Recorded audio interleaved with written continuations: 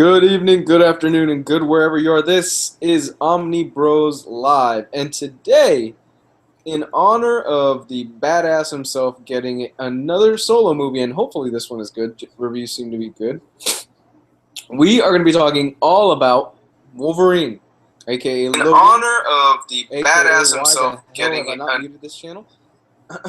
aka is it John Howlett or Jason? John Howlett, for those of you out there. So we're going to be talking all about Wolverine. We're going to wax on about the character's history, what we like, what we don't like. Wolverine Vampire. I know a lot of you fans out there. I completely forgot about that until just now. I don't know if you guys remember Wolverine Vampire. Yeah, we're just going to go nuts, really. It's going to be an interesting episode. I'm running on 3 hours of sleep.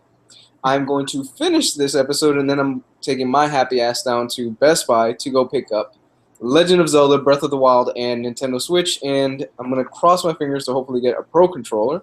I will also be doing a Facebook stream after this when I'm waiting in line there, so look forward to that if you are in the Omnibus Collectors Facebook group. But that's neither here nor there. With me once again is, ladies and gentlemen, you know him as Senor Mágico, Mr. Giovanni Menendez. I'm kidding. I love this guy. If you haven't checked out A Week in Geekdom, please do. It's this guy's YouTube channel. He's helped me out a lot. He's an awesome dude. Giovanni Menendez, how are you, sir? Thank you, everybody. Thank you, Hardcover. Thank you, Gabe. Thank you, everybody, for liking and just supporting my stuff. It's amazing. I am forever in your debt that all of you care so much. So yeah, I'm doing great. Just here to talk about some Wolverine action on the Omnibros Live show. It's great to have you, as always, my good man. It's awesome to see you. Are you going to be watching Logan this weekend? Probably Saturday, because I hate going to the theater at night, because there's a lot of prepubescent teenagers with their hormones raging, and everybody's talking and chewing with their mouth open, and it's annoying. I'm a very OCD kind of guy. So I'd rather go at the first showing, just get it over with as few people as possible, and just, yeah, walk out happy. Yeah, here's the thing, okay. And I posted this on my personal Facebook for those of you that have it. If you were going to watch Logan, it's a rated R movie. Don't bring your kids. I don't want to see them. I don't want to see you, little Carlos, little Felipe, little Eric, or whatever the hell his name is. I don't want to see you drag his little ass into the theater, because I will go get the manager and tell them once he starts crying, okay? This is not a kid's movie. I'm running on 3 hours of sleep, so I'm cranky tonight. I'm sorry. So I'm going to warn you right now. Leave them with the house pet. Leave your little badass kids with the house pet. Leave them with the neighbor. Hell, leave them alone, or leave them with the creepy uncle you avoid at our family reunions. I don't care. Just leave them at the house, okay? I don't want to see them. I want to enjoy this movie, which is part of the reason why me and my girl are going to the first showing tomorrow morning. We both took tomorrow off to just have some time together. But once again, ladies and gentlemen, we have coming all the way from Las Vegas, representing the Bald Crew and the third member of the minority team that is doing Omnibros Live tonight, we have Mr. Gabe from Infinity Watch. How are you, sir? Man, I'm doing great, man. I'm gonna go see Logan tomorrow too, but I want people to bring their kids. I want people to freak out like when they brought their kids to go see Deadpool, and everybody's kid found out what pegging was the hard way. So I'm waiting for it, because I know they did some preview screenings a month or so ago of Logan, and people were making the crazy Facebook posts like, "This isn't for your kids. I found out the hard way." And Love it. is when parenting blows up in parents' face. Oh, and you know what's gonna happen. It happened to me during Deadpool. This lady brought in like her 5-year-old son. Halfway through the movie, they walked out, and I was like, "Parenting, check the rating. Like, if you don't know, at least check the rating of what you're going into." My sister took her 14-year-old son to go see Deadpool, like, together. That's not bad. Yeah, but then you're watching your son watch a movie of Ryan Reynolds getting pegged. Like, it's great. It's and great. For those of you that are fortunate enough to have seen the movie, I'm warning you right now, no spoilers in the chat. If I see it, I will straight up just ban you. Yeah, I'll, come on. I'll just ban you. Don't be that guy. Don't be that dick. Nobody likes that guy. Yeah, don't spoil that bitch. Yeah, I've been waiting years to see this film, and I'm just a few hours away. So don't be that dick. Well, it's also this is apparently the first good Wolverine movie that we've gotten. Damn straight. No. The last one wasn't that bad. Come on. Where he's in Japan? One? You mean the only one that's came out? Yeah, where he's in Japan, it wasn't that bad. The third act. Where they had to drill into his bones to get adamantium or whatever. That was weird. Oh, okay, all right. Admittingly, the third act was weak. The first 2/3 is really strong. Mm-hmm. But I feel like it tops out on the train sequence. After that, it kind of like they blew their load way too early. Yeah. I know that's a terrible expression, but that's like I was like, wow, this train sequence is badass. What's next? Oh, all right. Oh, Silver Samurai is a 50-foot mech. All right. Hey, you never know. Hey, why not? But I'm super looking forward to this movie. It's getting really great word of mouth, and we'll see what happens. So, like I said, don't bring your badass kids. Leave them home, please, for all of us. It's a PSA, part of Omnibros Live. Exactly. Yeah. But yeah, we are here today to talk all about Wolverine.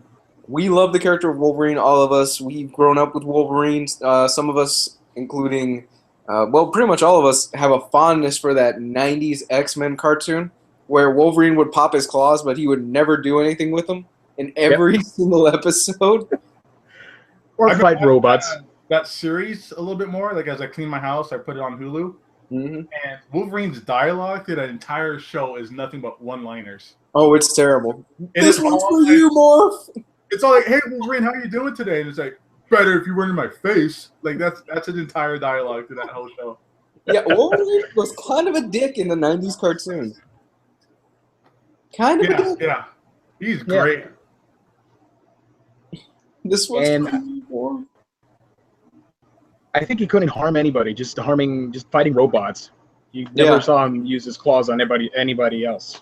Yeah, it's the FCC. It's like you can't have Wolverine, you know, obviously cutting up people because there'd be blood and guts and everything all over the place, obviously. So what do? You have them fight robots. They do the same thing with the Teenage Mutant Ninja Turtles. Notice they never use their samurai swords or anything like that on human opponents or the Foot Clan or anything. They punch. The Foot Clan was all cyborgs in that cartoon. Yeah. One of my favorite parts from the X-Men show, I still remember, it was the first episode, or maybe it was the second, but it was after like Morph got captured and they like left Morph and like Beast behind. God, they didn't give a fuck about that. Blackbird, and Wolverine comes up behind Cyclops and just punches him in the gut. And then you're like, man, why don't you just use your claws? Like, punch him in the gut with your claws next time. Because that would be attempted murder. Right. And then, you know, X-Men, the first X-Men movie, not too much claw action. And then you got X2, and it was all claw action where you're just slicing up people in the kitchen. Right. But apparently his claws could cauterize wounds because there was never any blood. Right. So, we, as always, are going to go ahead and get started with what have you been reading? I got to be honest, outside of one thing that I've reviewed this week, I haven't had enough time to read much. So I'm going to pass it along to Giovanni. Yeah, I am going to do a review on the Invincible series from Kirkman, and Gabe is going to actually help me out with a few of those videos. So I've started reading the first hardcover, sort of like a Throwback Thursday kind of thing, and yeah, that's pretty much it for now. It gets better. The first few volumes aren't the greatest, but it sets up a lot of things, and the series gets a lot better as it goes on. At least for me. Yeah. Yeah, the first take a little while getting used to, but once it hits, you're in for a wild ride, in my opinion. It's like the perfect marriage between like anime and Western comics. In my opinion, Kirkman's best work. Yeah, I agree with that. I think it's a stronger title overall over Walking Dead. But then again, I've been saying Walking Dead's been meandering for probably like the last 25, 30 issues, for me at least. I haven't kept up, but I think they should end it. It needs to end. That he needs to write an ending for this damn thing. It's spinning its wheels already. And the Whisperer War arc that they've recently had, it's been kind of a dud, at least from what the little bit that I've read of it. That's a shame. That series, or at least like change like the Survivor group after the prison. Yeah, that was the pinnacle of that series. That was the pinnacle of that series. Oh, absolutely. Yes, but the whole governor and the actual like governor storyline with the prison, that was like the pinnacle of that series. And you know what? I actually kind of agree with you. I think it would have been a stronger series if he had decided to go kind of the anthology route where, okay, we're done with, this is a huge world. There's a lot more characters that they can explore. There's a lot of different places. This is, the prison arc is done. These characters, you know, most of them died. Some of these, they're just wandering off. They're going on their own way. Let's go over here. Let's explore what's going on in Japan. Let's explore the zombie outbreak here. How would they handle it? Because they would handle it a lot different than us. There's a Japanese manga, which I wasn't that crazy of, but everybody seems to love. I read the first volume. I Am a Hero. Guns are outlawed in Japan. So that's an interesting take on that as well. I think it would be really cool to see the outbreak in different parts of the world. But Kirkman, Walking Dead's making money hand over fist, so Kirkman's going to ride that train till the ground. Yep. And you want to talk about something that's like, talk about oversaturating a product. There's like Walking Dead boxers, there's mobile games, there's everything Walking Dead that you can imagine. It's the Star Wars of the 2000s. Yeah. I'm pretty sure they're going to go the KISS route soon and just do Walking Dead coffins, Walking Dead condoms, things like that. Or you ever seen the baseballs with like Walking Dead the toilet paper and Walking Dead the flamethrower? I would not. In all honesty, it wouldn't surprise me at this point. Kirkman is going to milk that thing dry, and I don't blame him. I really don't, because it's a flash in the pan type thing. And apparently, based on this season's ratings, they have been dipping really badly. Like, people are starting to drop off the show pretty badly, and I think it's just the thing where people are tired of it. It's been going on for a bit too long, in my opinion. Yeah. But you know what? A zombie coffin would be kind of cool, now that I think about it. Yeah, a zombie coffin would be kind of cool. Could you imagine if you were buried in the zombie coffin and then the zombie apocalypse happened and you raised out of the coffin and you looked like the people on the coffin? That's badass. That'd be a mindfuck.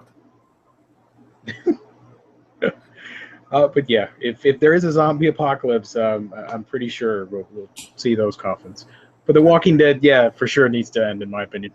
Well, I mean, I fell off the comics about somewhere in the 80s issues. I was reading it from like issue 20 on about.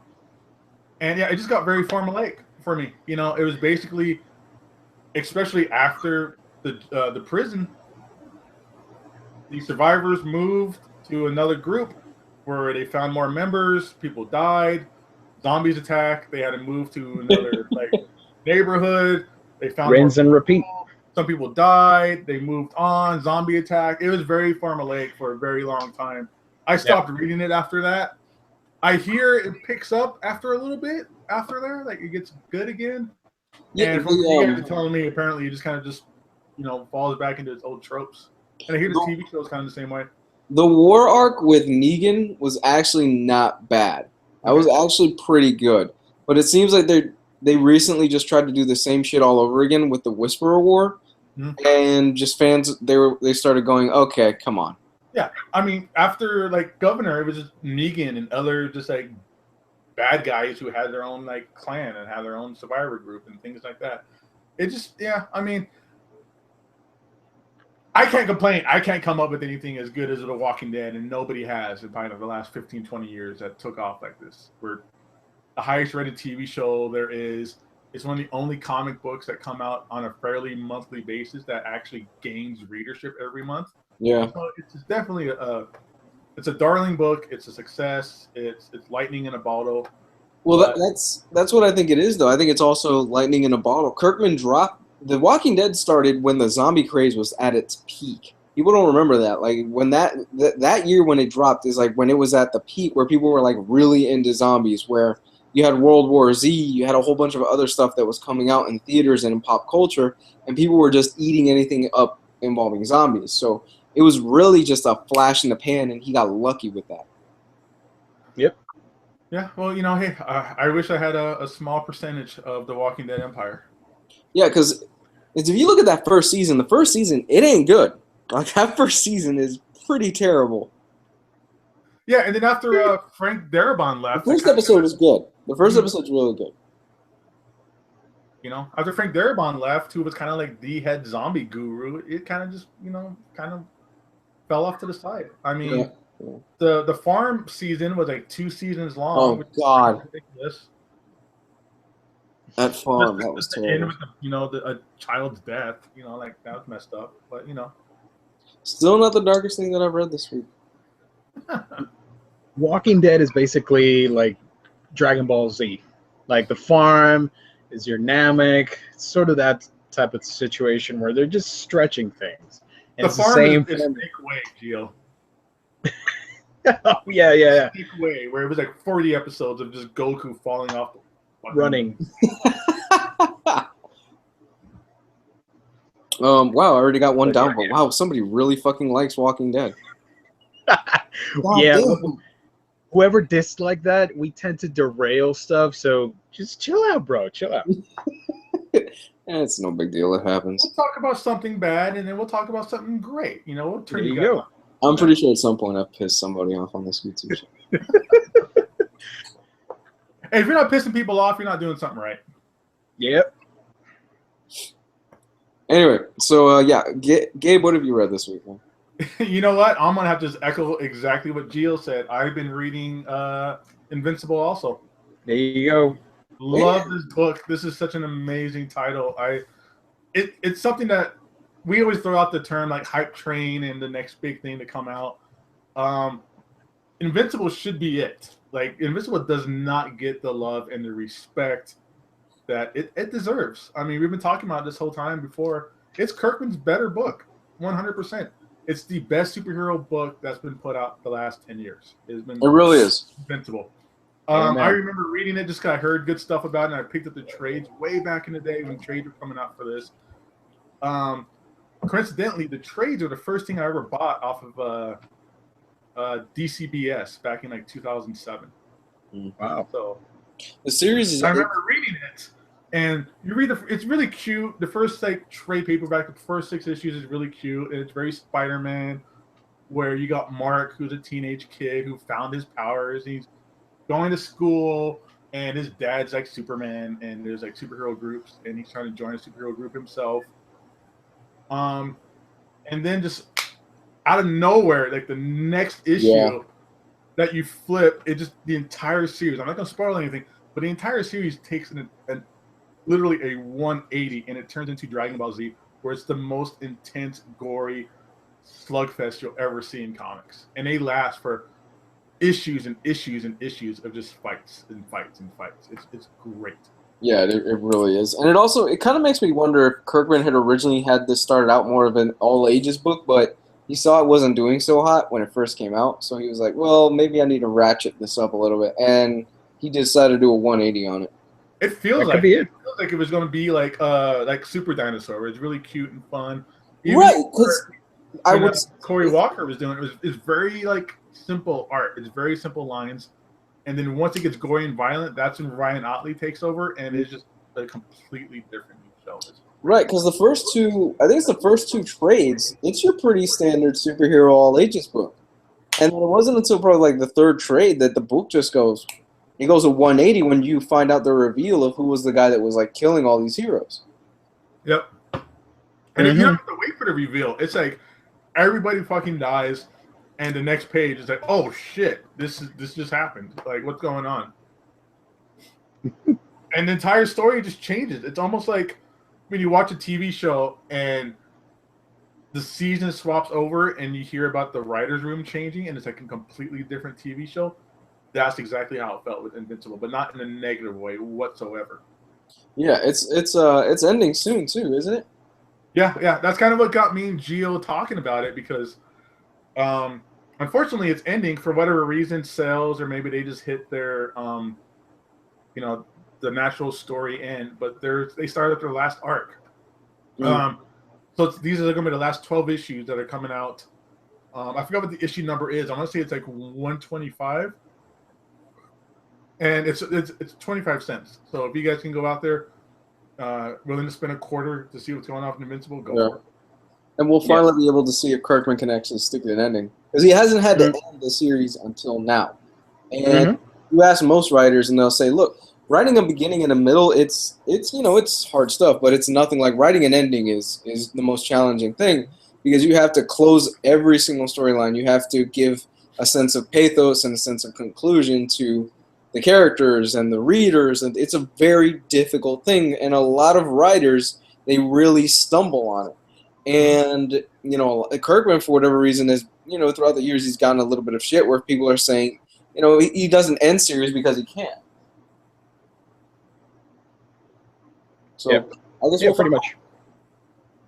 That's going to be really. I'm looking forward to it because these characters are some of the best developed characters there are in comics. I mean, Mark grows up.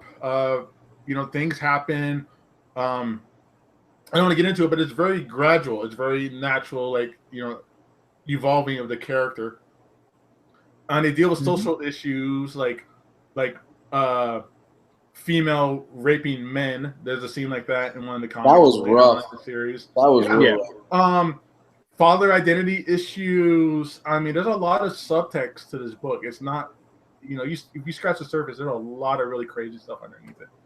So, Invincible, if no one's checking it out, now's the time to do it. This is such a great book, and it's very much like a secret. I think only me and Gio know about this book. It feels like sometimes.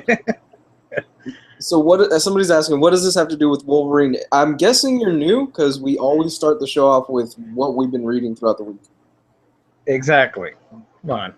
So you guys can hold on for a sec. It'll be okay. Wolverine's not going anywhere. All right. He's immortal. He doesn't age. He's had years and years of continuity. We'll get to it. And I just got a text message while we were on here. Hey, Gio. My ex-girlfriend, a friend of mine, is at Emerald City, and got me 2 bloody figures for Invincible. Nice. Get Milo one. Oh, I want to. That is so cool. Yeah. Props to her. That is so cool. Awesome. I saw those figures. I want one. But isn't it like $40? Nah, dude, they're like 15. Oh, really? Something like that. Yeah, they're inexpensive. Ooh. Well, I know what I'm getting. So for those of you that want to get Gio a Christmas gift, there you go. Thank you. My birthday's coming up. He also accepts payments in Pops and other things as well. Oh, ooh, yes, Pops, please. And dick pics. No, it's okay. We're good. We're good there. Yeah. All right. But like I said, I haven't really been reading much in terms of what I've been reading, but I have read the first 3 volumes of Berserk. I did review it this week, and it's fucked up. Really fucked up. Really, really, really fucked up. Lives up to all the hype. A lot of people that were telling me, dude, you haven't read shit until you've read Berserk. Berserk is fucked up. Yeah, it's pretty fucked up. It's really fucked up. The first few, I read, last week I mentioned that I read only the first volume, and I was like, okay, this is pretty good. I'm not sure where it's going. The first volume is a bit of a primer for the other shit that you're going to read in the other 2 volumes that are the prologue of this series. But damn, it's really good. It centers around the character of Guts, who is the Black Swordsman. Guts lives... Where the setting takes place is that it's basically like in this medieval fantasy. Think of it like, Gio, you aptly described it. It's basically Conan meets like Lord of the Rings, meets like a whole bunch of other stuff on steroids. And it's dark. Like, it's really dark. There's echoes of like Game of Thrones and things in here. And if you are a fan of Dark Souls, which I am, a lot of the characters and a lot of the art inspiration comes from this series. And it's pretty evident, even in the first few volumes, that is where they took inspiration from. I have the first 9 volumes, I want to say, and I'm 4 volumes in, and I cannot put this down. This is really good stuff. Not only from just because of the perspective that it's awesome and it has a lot of action and the art in it is gorgeous, but there's a lot going on here in terms of character development. I commented last week saying that, Guts doesn't seem like he's the most fleshed out character. It doesn't seem like there's much going on. He seems kind of one note. I went back and reread the first volume and then went back and read the second and third volume because I really enjoyed this a lot. And there's a lot that the artist here is doing in terms of storytelling with the art.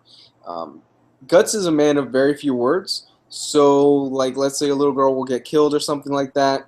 The art, Guts will basically say, you know what, she was weak and all this other stuff, but the art reflects a person that is really hurt, isn't feeling, it's affected in a very tragic way, and it's noticeable.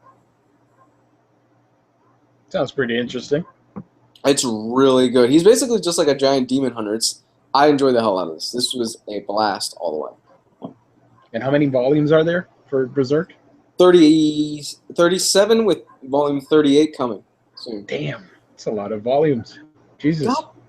God damn, somebody is salty as shit with the dislikes this week. Oh, wow. Oh, that was me. Gabe. Come on. 3 already. God, I guess they really took that Wolverine comment to heart. Somebody got pissed. I'm so sorry. We'll get to it. Don't worry about it. Well, let them wait. It's not a big deal. It's Wolverine. I'm being an ass tonight. I really shouldn't be. I don't know what is up with me. I think it's because I've only got 3 hours of sleep, so I'm being just a dick tonight. It's okay. We love you anyways. Huh? Let the hate flow through you. It's okay. Yeah, it's flowing through me. It's been a long week. But it's, hands down, this is one of the best mangas that I've read in a really, really long time. I really recommend you guys pick this up. It's been really, really great. And I've been enjoying the hell out of this. And I've been binging it like crazy. Cool. Each volume, actually, it's pretty thick, but they fly by really fast. Like I'm genuinely shocked at how quick it flies by. Nice. Gotta check it out. So with that said, we're gonna move on. Did you guys order anything this week? What did I? Yeah. I did order 3 books. I did order Death of X, the trade paperback. I did order the Zatanna reprint from the Paul Dini stuff, and I did get Jesus, it was another new book. What was it? Karnak from the Inhumans. Volume 1. It finally came out. Just I couldn't even the announcement of the casting of Karnak. Mm-hmm. I couldn't even believe it. I'm like, really? It's finally coming out. The book that took so damn long. I want to check that out because I'm such a Warren Ellis mark. I'll read anything he puts out. Or you're a Warren Ellis fanboy? Oh, big time. I mean, come on. He did Transmetropolitan. Yeah. I'm in the same boat as you. Warren Ellis, man, is... Ooh, man. Transmetropolitan is one of those seminal works that if you haven't read it, it's more relevant today than it ever is, especially with what we got going on right now. It's scary how relevant it is every time there's like a election year. And in some ways, Transmetropolitan is a fairy tale of what's going on right now. You wish we had Transmetropolitan's the Smiler and stuff compared to I'll take the Smiler.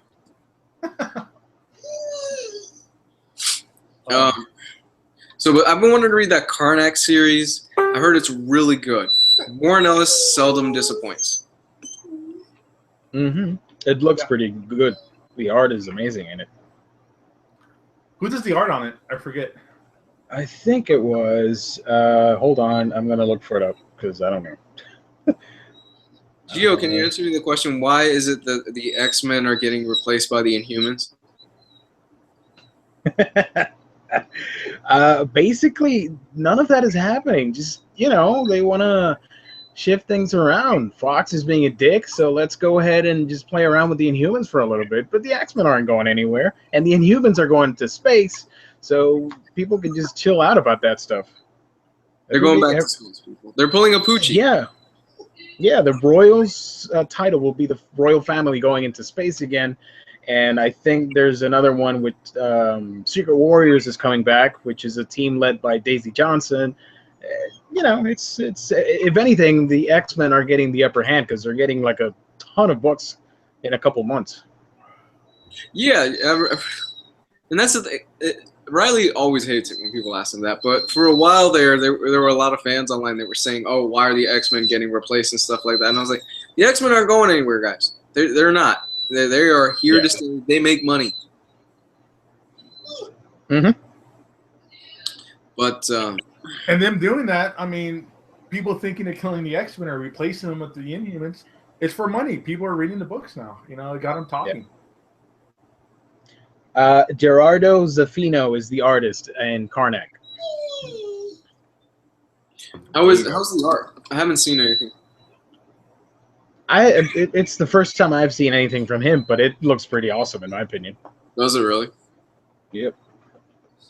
I need to sit down and read that. I've been meaning to order it.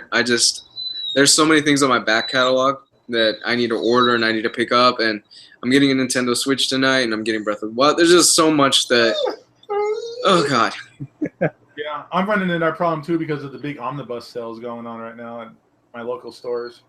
See, I'm fortunate enough that there's nothing really there that entices me as far as what's going on sale.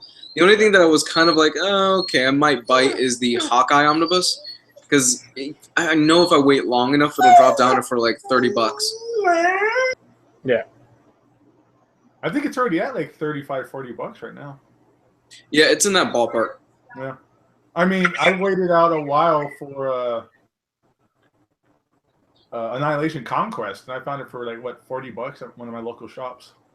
Yeah, and I've been saying that because of Annihilation Conquest, we probably won't be getting an Annihilation reprint.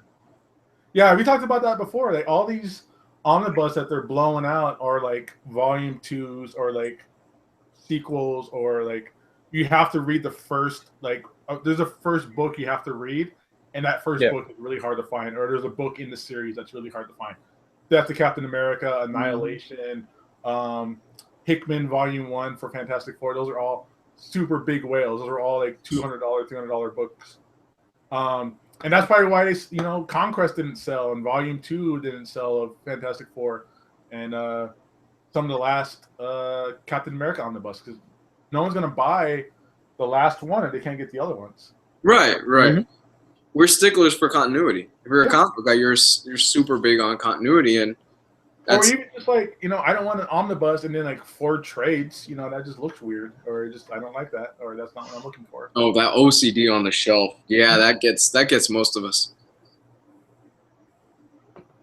Amen. There are some people out there that are fortunate enough that it's like, it doesn't bother me. But for me, if I see like a volume 1 of Hickman and the rest are trades, I'm like, oh, fuck. Yeah. Well, you pulled the trigger and bought the trades for all of Hickman's Fantastic Four, didn't you? Yeah, simply because I didn't want to deal with the BS of just having to find one omnibus, and I actually got a great deal on all the trades. I ended up getting Hickman's entire FF and Fantastic Four run for like $60. Oh, that's wow, sweet. Nice. Yeah, I was like, for that price, then yeah, forget the omnibus. I'll take that. Mm-hmm. And I also got his Avengers run. And that includes everything: Infinity, Time Runs Out, Secret Wars, all of that for like, I want to say it was like $70. That's a good deal. Yeah, that's good, dude. I'm holding out for the omnibus for those. I've read the issues on like Marvel Comics Unlimited, and I used to work at a comic book store at the time. And I read a lot of that stuff in single issues as it was coming out. But yeah, for my shelf and my collected edition, I'm waiting for those omnibus for those things. Yeah. For those of you out there that haven't picked up Shang-Chi Volume 3, just a little side note. Apparently, it's only got a print run of 3,000 copies. Wow.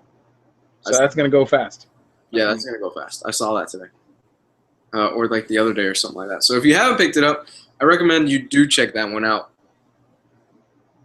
So I didn't pick anything up this week. I didn't make an order. There's nothing that came out this week that I cared about. I can't afford anything. So instead, I just bought stuff at local shops and eBay. So I got Volume 2 of TMNT IDW. Nice. I didn't know it was out of print. Like, again, just my dumb luck. I was like, oh, I need this, and I saw it at the store, and I was like, they had a sale going on, so I picked it up, and then I see on the Omnibus Collectors group that it's out of print, and it's like $50-$60 or something outrageous on eBay and Amazon. So score on that. Like I said, I got Annihilation Conquest for $40. That was a good pickup. I saw that. Yeah. And then out of eBay, I got Volume 1, Volume 2 of Runaways hardcovers. Ooh, good series.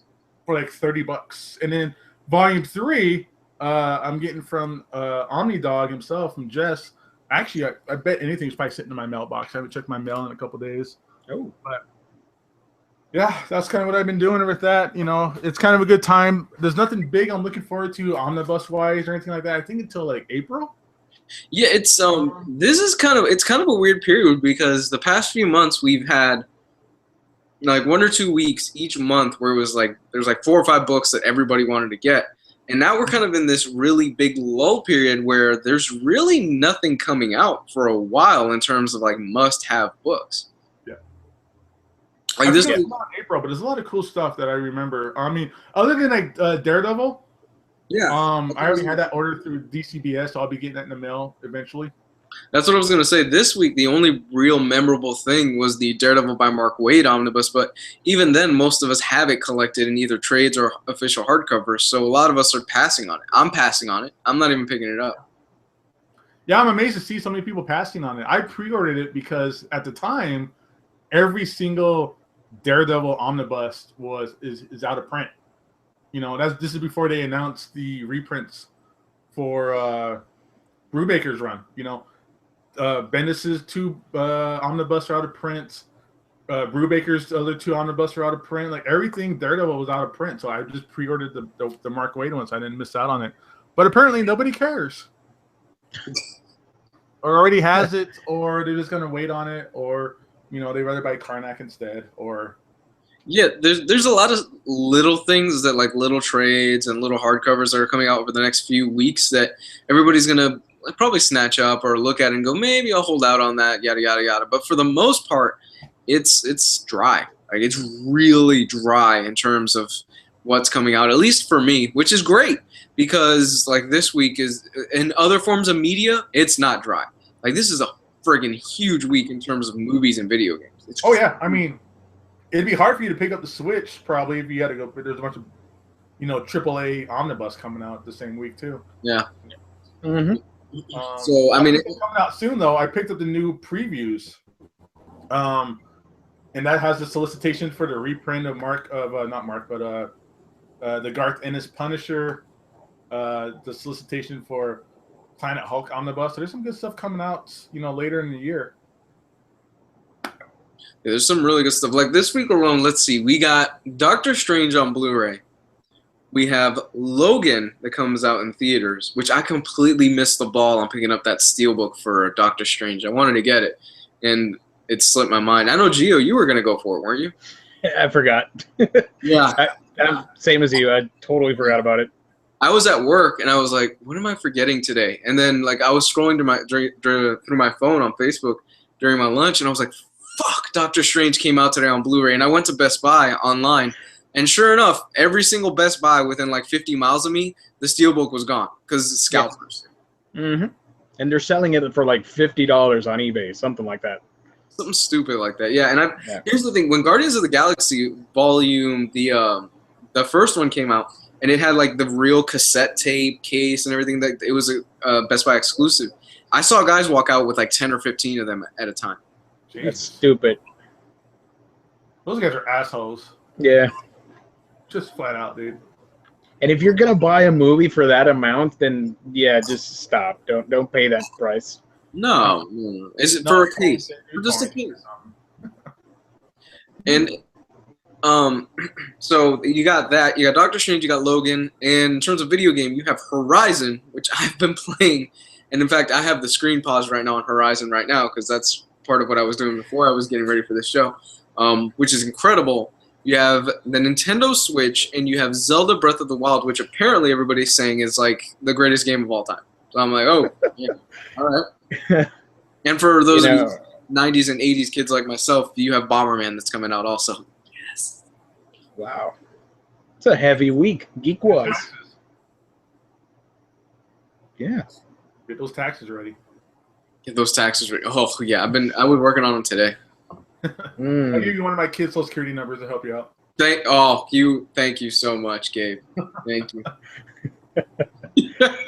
My girlfriend is dark enough, and I'm like, it works out. Yeah, no, it'll work. You know, they're brown enough. They'll pass it. Yeah, your kids are brown enough. It works. I'm just waiting for the part where I start claiming the disability about it all too. Hey, you want to know something? My brother, one of my best friends, she has a son. My brother took a picture with him, and he's using that as one of his Tinder profiles, saying, "This is my son." And I love him so much. I'm a single father. More notice from like females than having like a cute kid, for real. Yeah. And the thing is, the kid looks dead like him.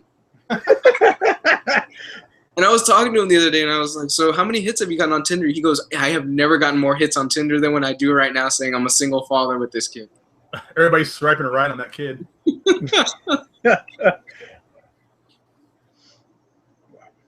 So yeah, he's not the greatest moral compass in the world, but he's got a good heart. Hey, whatever helps. Oh yeah. All right, so I know a lot of you are clamoring, and I know a lot of you are just like chomping at the bits, like, where the hell are you guys talking about Wolverine? Where's the Wolverine stuff? Da da da da.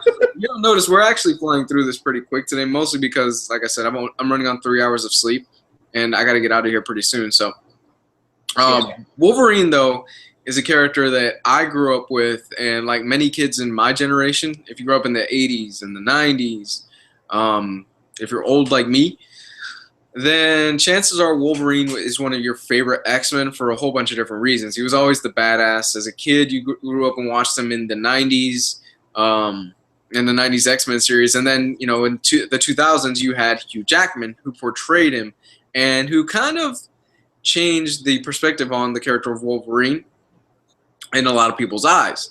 Because Wolverine, before Hugh Jackman, was kind of like the short, stubby little guy that would always like have a cigar in his mouth. Hey, bub, you know, like he talked like he had smoked 30 menthol cools in a single day. But seeing kind of like a generation that grew up with the character of Wolverine being Hugh Jackman, and this being we'll never know, because Hugh Jackman has already kind of said, yeah, maybe I'll come back for another one. But seeing kind of that ending, it's definitely gonna be, I think, a bit of a misty-eyed situation when I watch the film tomorrow. So I want to get how you guys feel about him finishing off his run as the character. I mean, for me, it's like a long tenure because it's been, what, 17 years? It's been 17 years. 2000. And he's gotten to the point where a lot of new kids see Wolverine as Hugh Jackman. They don't see the stuff that we used to watch in the 90s and late 80s stuff with Wolverine as he was in the comics. So, like, I've talked to some people, and they just are diehard Hugh Jackman fans. I didn't really mind when I was first watching the first X-Men movie. I thought he did a fantastic job, and he brought sort of this, it translated well the gruffiness from the comics, and, you know, it was a pretty boy Wolverine. Nothing like the old hairy, short, and fierce Wolverine from the comics. And you know what? As a hairy and short man, I gotta say, I appreciate that. Yeah. Plus, you remember the Pride of the X-Men short? He was going to be Australian on that one, and then they changed him. He's been around in every single medium, from video games, from movies, from comics, everything. We've had a saturation of Wolverine because, aside from Spider-Man, Wolverine has been the poster boy as well for Marvel Comics for at least, what, like 20 years or something? Yeah. If not longer. I mean, Wolverine's been around forever. I mean, he's probably been everybody's favorite character since at least the 90s. So you got to think almost like 30 years for something like that. Yeah. But yeah, dude, Gio, I'm glad you brought up Pride of the X-Men. I love Pride of the X-Men. I love Australian Wolverine. Oh, wow. That's one of the coolest ever. For those of you that don't know, Gabe is a 90s apologist. If it was the 90s for Gabe, it's awesome. Mm-hmm. It is, man. Look at my shirt. I got my Quail Man shirt on.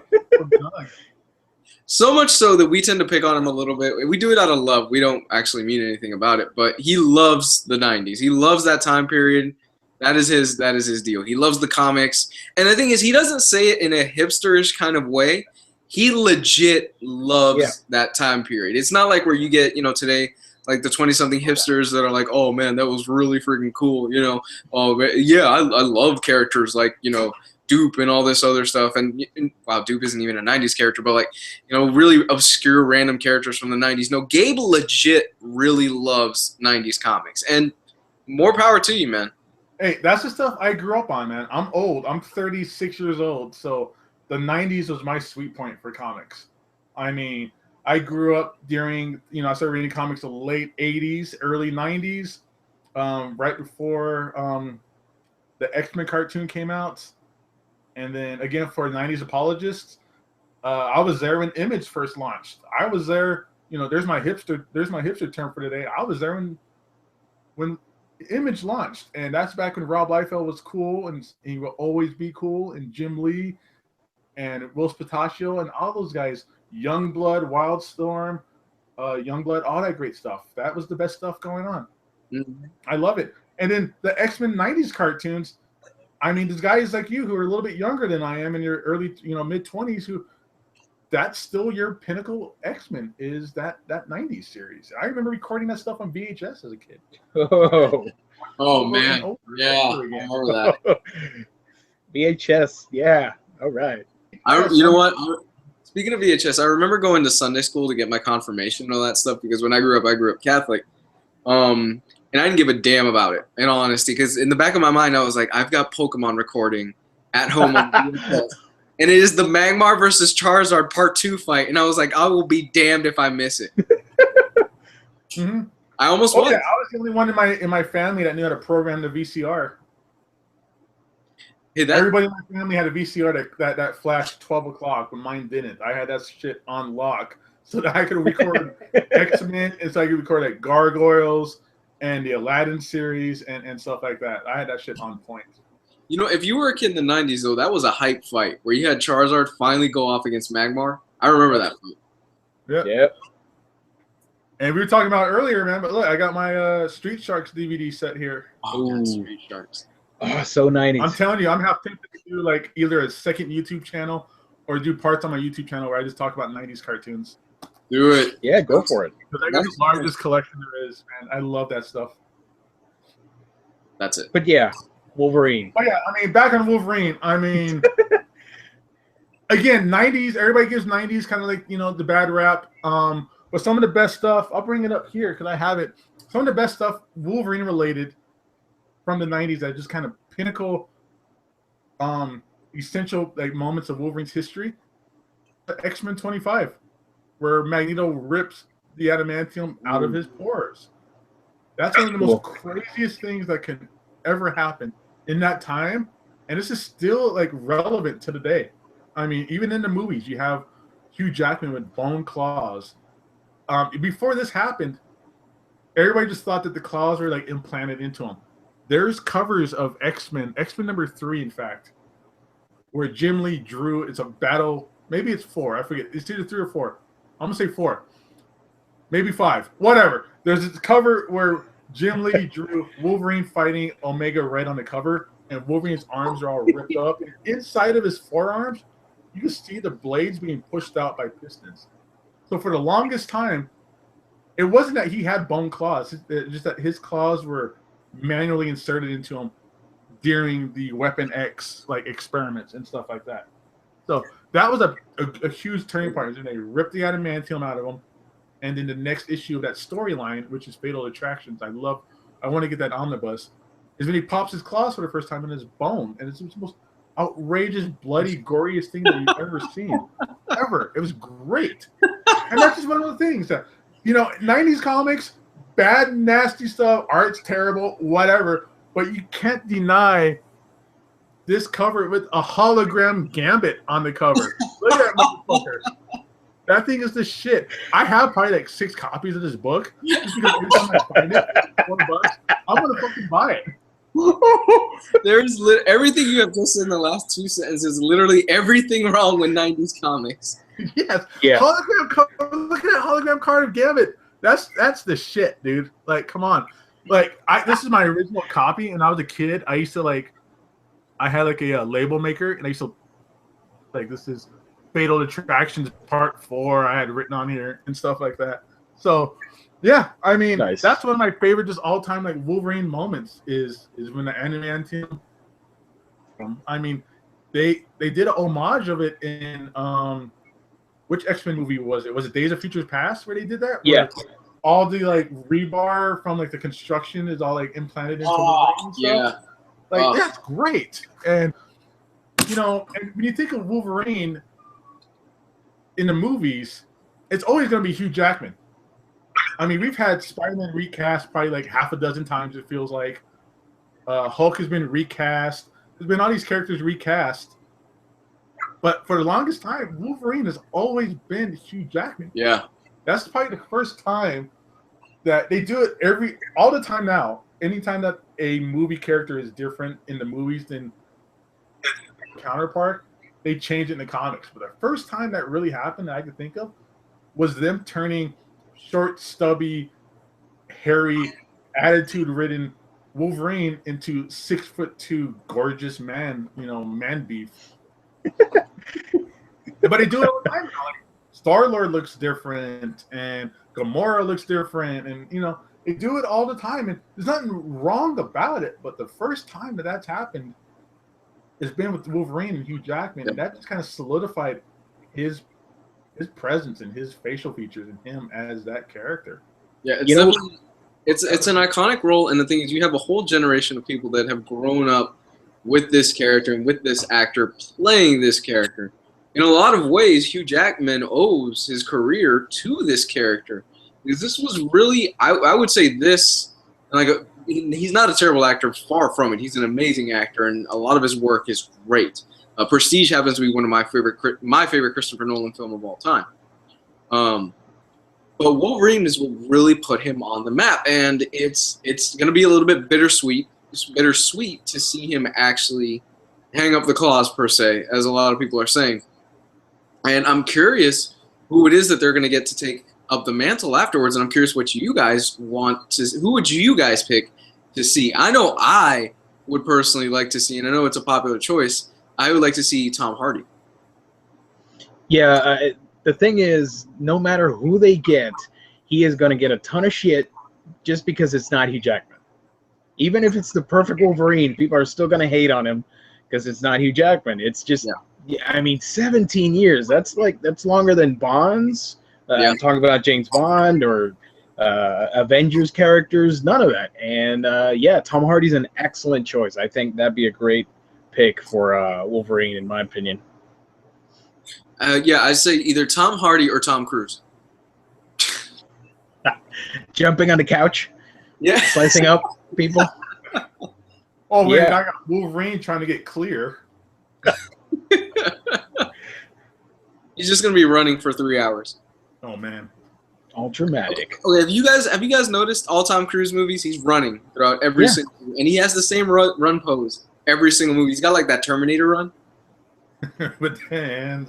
With the hands up. You remember in T2 where he's chasing the cop car? He's got that run pose. Pay attention to it every single damn movie. I saw it in the Mummy trailer and I was like, there it is. Yeah. It's pretty much that new Mummy movie is basically Mission Impossible with a mummy in it. It's Mission Impossible with them. I really am expecting, like, at some point, like, the tape recorder to show up. Your mission, if you choose to accept it. You've got to destroy this mummy, or else. I don't know. All right.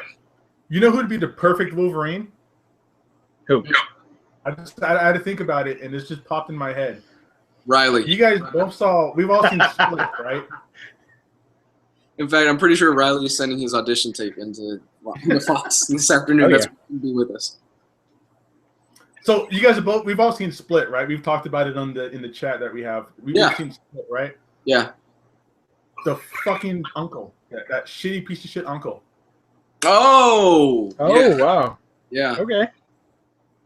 That's interesting. I mean, he's not short and stubby, but he is he used to be like a football player, so he just is just menacing character, and he has like the hair, he has like the facial hair, he has like that kind of beastly look in his face. I think that guy would be a wonderful Wolverine. Like I think if anybody's gonna maybe like dethrone or change the outlook of Hugh Jackman being a Wolverine, I think he's gonna be that guy. I think he could do it. I could see that. I could see that. That's a good pick.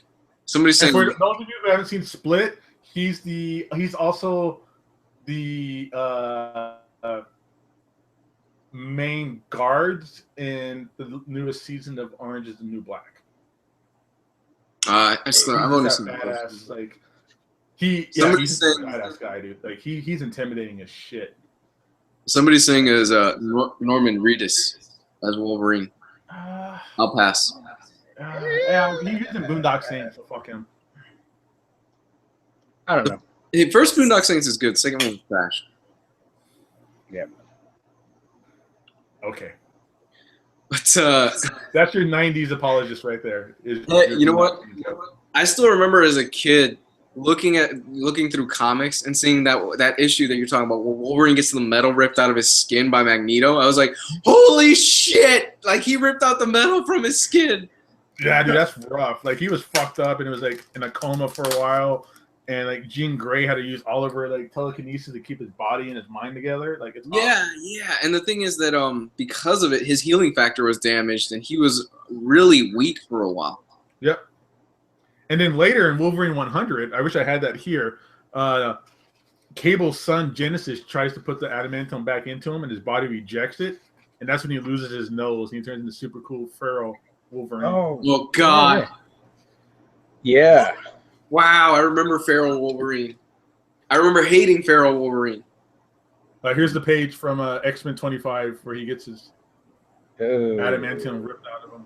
Where is that story collected in? Because I've always wanted to read it, but I don't know what it's collected in. Fatal Attractions Omnibus. It's in the Fatal Attractions Omnibus? Or the Fatal Attraction storyline. And that you can find that book right now for like $50. It's pretty inexpensive. I'll have to pick that up then. I've always wanted to read it, but I never got a chance to. I don't know. I doubt it, but I would really hope that omnibus collects the hologram covers somehow, the hologram little pieces. Ooh, you know what? Somebody made a good recommendation in the chat. Somebody said if they do another Old Man Logan, if Hugh Jackman doesn't want to come back, Stephen Lang. Yeah, that'd be good. Is that the guy from Avatar that wanted to be Cable? Yeah, he was in that movie where he's blind. That's really good, by the way. I recommend you guys check that out if you haven't. That turkey, what do you call it? The syringe?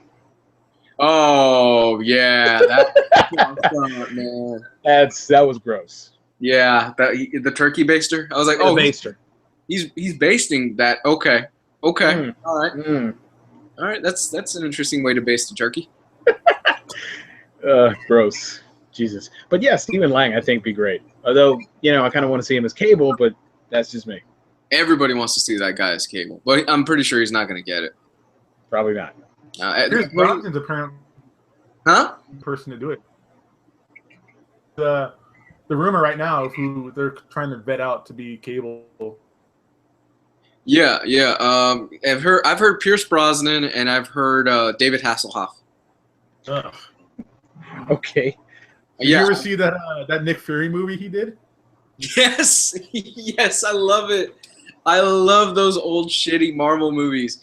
There's actually a Marvel movie for the Incredible Hulk TV series where Matt Murdock Daredevil shows up and has to defend him in court.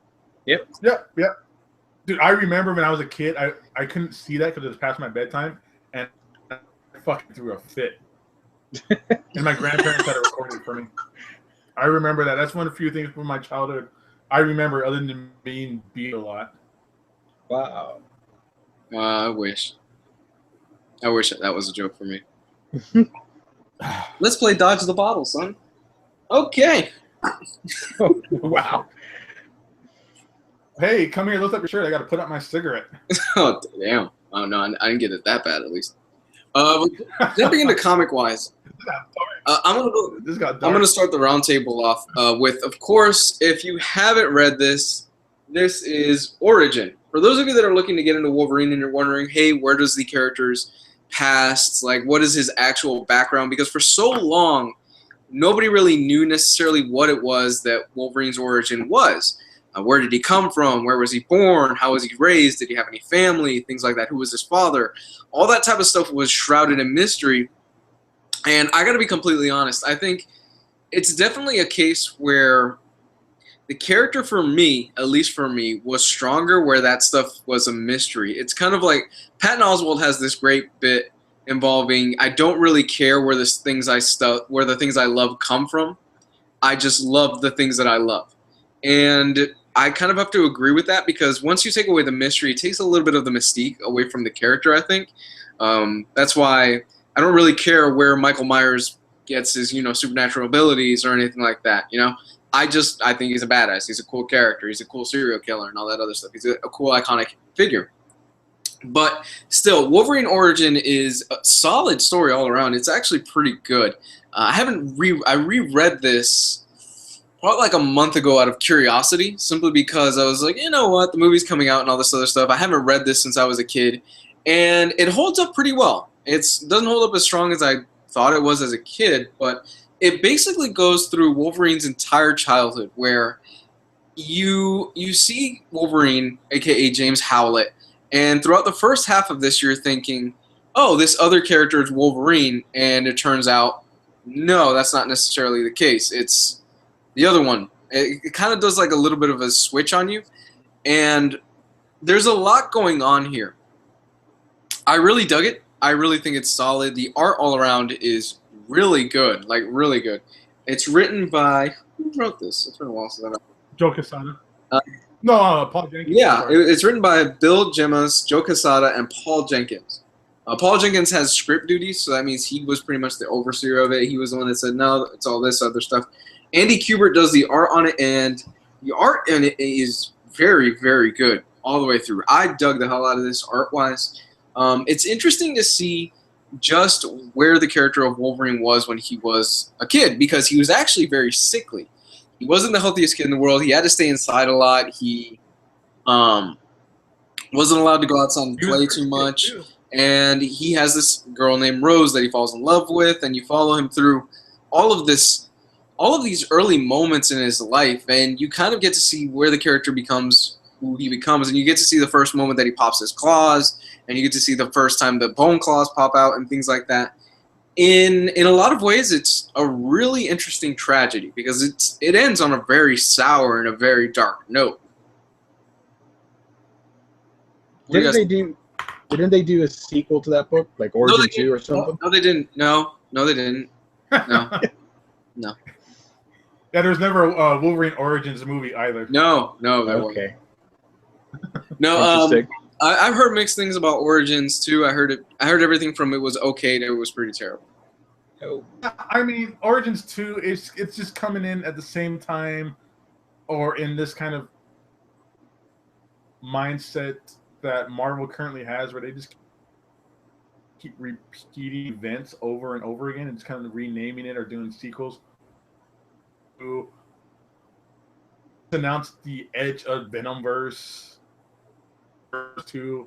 I'm sorry, Civil War 2, stuff like that. So that just again was just one of those, I don't know, cash grabs, trying to just make a title, or try to make money and make fandom out of it. Edge of Venomverse. I saw that today. Somebody tagged me in it. Edge of Venomverse. Really? Yep, really? exactly. You're gonna mind that one? Okay. All right. But this Origin series was keep my calm. One of the most popular, sought-after books because everybody wanted to know the origin of Wolverine, because this came out right after the first X-Men movie came out. Mm-hmm. So Joe Quesada at the time, there's interviews and stuff out there online that you could read about this, where he says this: fuck, if we don't do the origin for Wolverine, the movies is going to do the origin for Wolverine, and we can't have them do that. We have to finally, start a starting point for this character before the movies kind of pulls the carpet out from underneath us, and we have to kind of follow that storyline. So that's where this kind of came out of from. And like you said, the art's great. Adam Kubert's great, sketchy line art. The last name is Eisenoff. just it has this like really cool kind of faded, almost sepia tone, where it looks like it's an origin story. It looks like a flashback. It has like that coloring really kind of helps develop the idea that this is an origin story. This is a flashback. This is an old tale, and I like it because, like you said, Wolverine was a sickly kid. He was a rich kid whose parents ran like a huge like plantation or something in Canada. It gives you like a year to kind of base off of it and stuff like that. So they really shed a lot of light on things that everybody had questions about. I don't know whatever happened out of this character. I really like that dog character where he had like the 3 slashes across his face. A lot of people thought that was going to be Sabretooth, but I don't know if anything really came out of that. No, that's not Sabretooth. Right. But that was the big thing for the longest time. And nothing came out of that. But it was great because for the longest time, you know, Sabretooth say that he was Wolverine's dad. And there's all this mystery behind Wolverine's origin and stuff like that. So Origins was great. That was such a good book. And we talked about it before. When it was coming out, I had it on my pull list at the time, but if you didn't, like, your shop was going to sell out of that book. Like, oh yeah. I remember I used to stay over at my best friend's David's house when I was a kid, and on Wednesdays, because I would stay there, you know, on Tuesday nights sometimes. Wednesdays we would get out of school, his mom would pick us up, they'd drop us off at the comic book store, and by the time we'd walk into the store, if you didn't have it on your pull list, like you said, Origin was gone. That issue was completely sold out, and they did reprint after reprint after reprint of it, and sold out every single time. People were calling into stores like, look, I want to get Origin. Do you have a copy? And they're like, no, we're all sold out. It was a huge book at the time. Yeah, no, it was a big book. That was one of those things, like, almost kind of like a New 52 Rebirth, where it was a jumping on point. It was something that brought non-comic book readers into comic book stores at the time because of the movie hype and stuff like that. And again, the movie was going to do a Wolverine origin the same way that in the movie, they reveal or they made a name up for Rogue. Her name was Marie. That was never a fact. The movie did that nonsense. But really? Now the comics have to kind of live up to that because that happened in the movie. Really? I didn't know that. I didn't know that about Rogue. Yeah. Yeah, no, that was never her name. You know, that just had to come up. It came up in the movie out of nowhere, and that's now her name because it happened in the movie. So Marvel had to just jump on it and make this Wolverine origin before they did. Yeah, but I still hold on to it, and I still think maybe there's probably a little bit of nostalgia going on here as well, but it's a solid read all the way through. Like I said, though, I'm not crazy about the fact that they reveal his origin and that they reveal so much because, like I said, it does take a bit of the mystique away from the character for me. Yeah, I mean, we found out his name. You're like, James Howlett? Like, I guess, you know. His name's not really Logan. Nothing Logan related to his real name besides his neighbor and all that kind of weird stuff that happened with his neighbor. Yeah, he ends up taking basically his neighbor's name and all this other stuff. His name's really James Howlett. You don't find that out until about halfway through the book. Yeah, but I love that scene where, like, because he came from a really, you know, well-to-do family where his babysitter or maid or whatever you want to call it had like the slashes down her side, or it was his mom. I forgot what it was, but it was his mom. Scene, yeah, when her mom's like changing clothes and you see, you know, you're like, oh wow, side boob. You're like, nope, no side boob, just slashes down her side. Hey, if you were a kid in the 90s and the 2000s, you know, we had dial-up. You had to get it where you can get it. Right? I watch the scrambled stuff every so often, whatever. Oh, who didn't, man? I think I see a boob. It's purple, but whatever. Kids today have it so much easier. Yeah. Yeah, but I don't think they needed the Origin 2. I think they could have just left this alone, you know, and just made it what it was and just kept it where it was at this. Where it's just funny because they kind of explain Wolverine's fascination with redheads and stuff like that. That's cute and all, but it's a good book. I like it a lot. It's a there's not very many Marvel evergreen kind of essential books out there. We kind of talked about that before. DC has a lot. Marvel, not that many, but I think Origins is one of them. Again, Logan's another one that we don't need to talk about because that's been talked about on the show probably 100 different times. Yeah, for those of you that are wondering, we aren't going to bring up Old Man Logan because we've all talked about Old Man Logan in probably like 3 different episodes at this point. So we're gonna move past it. We all know Old Man Logan is freaking awesome. It's a great series. It's probably my favorite Wolverine series of all time. Mark Millar wrote it. Steve McNiven art. Yada yada yada. It's badass. Post-apocalyptic western. If you haven't read it, read it. Not read it. Read it. But yeah, we're gonna go ahead and move it to Gio. What do you got for us in terms of Wolverine?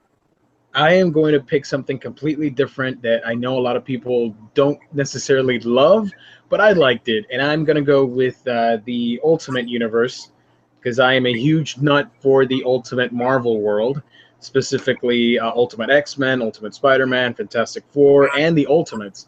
And I think Wolverine in the Ultimate Universe, he was somewhat very similar to the 616 stuff, but with the one point here being that he has a son later on after Ultimatum happened. We find out that he has a son, and it's Jimmy Hudson. He is a great character, really underrated in my opinion. By the way, he never wears this costume, so that was a bit of a bummer. I actually like the costume. But Jimmy was actually pretty cool because you have sort of this legacy character. You know, he's inheriting his father's claws, if you will. And after Ultimatum, where can I spoil Ultimatum? Is that okay on this show? Yeah, it's fine. It's the Ultimate Universe. It doesn't matter. Yeah, everybody hated it. Ultimatum, of course. Wolverine. I have the hardcover back there. It's beautiful. I dug it. I dug it. I'm sorry. I'm one of the few guys out there that, you know what, I read it. I'm like, you know what? It's like watching a Fast and Furious movie. It doesn't take a lot, but you enjoy it. Ultimatum at the end, basically, Magneto goes bonkers and a lot of people die, and Wolverine sacrifices himself. And yeah, he leaves this lasting legacy in Jimmy Hudson, and they form like the Ultimate Runaways. And I just thought Jimmy was an interesting character that unfortunately did not cross over with Secret Wars.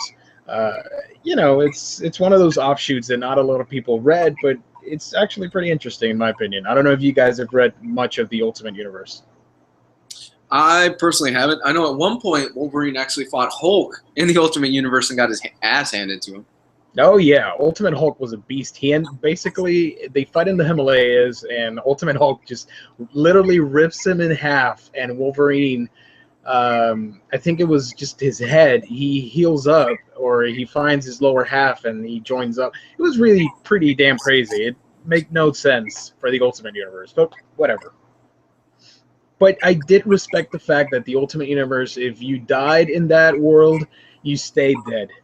And yeah, Wolverine never came back after Ultimatum. We had to just keep reading Jimmy's adventures, and with the Ultimate X team, you know, it was Kitty Pryde, Iceman, and Human Torch was in that team for a while.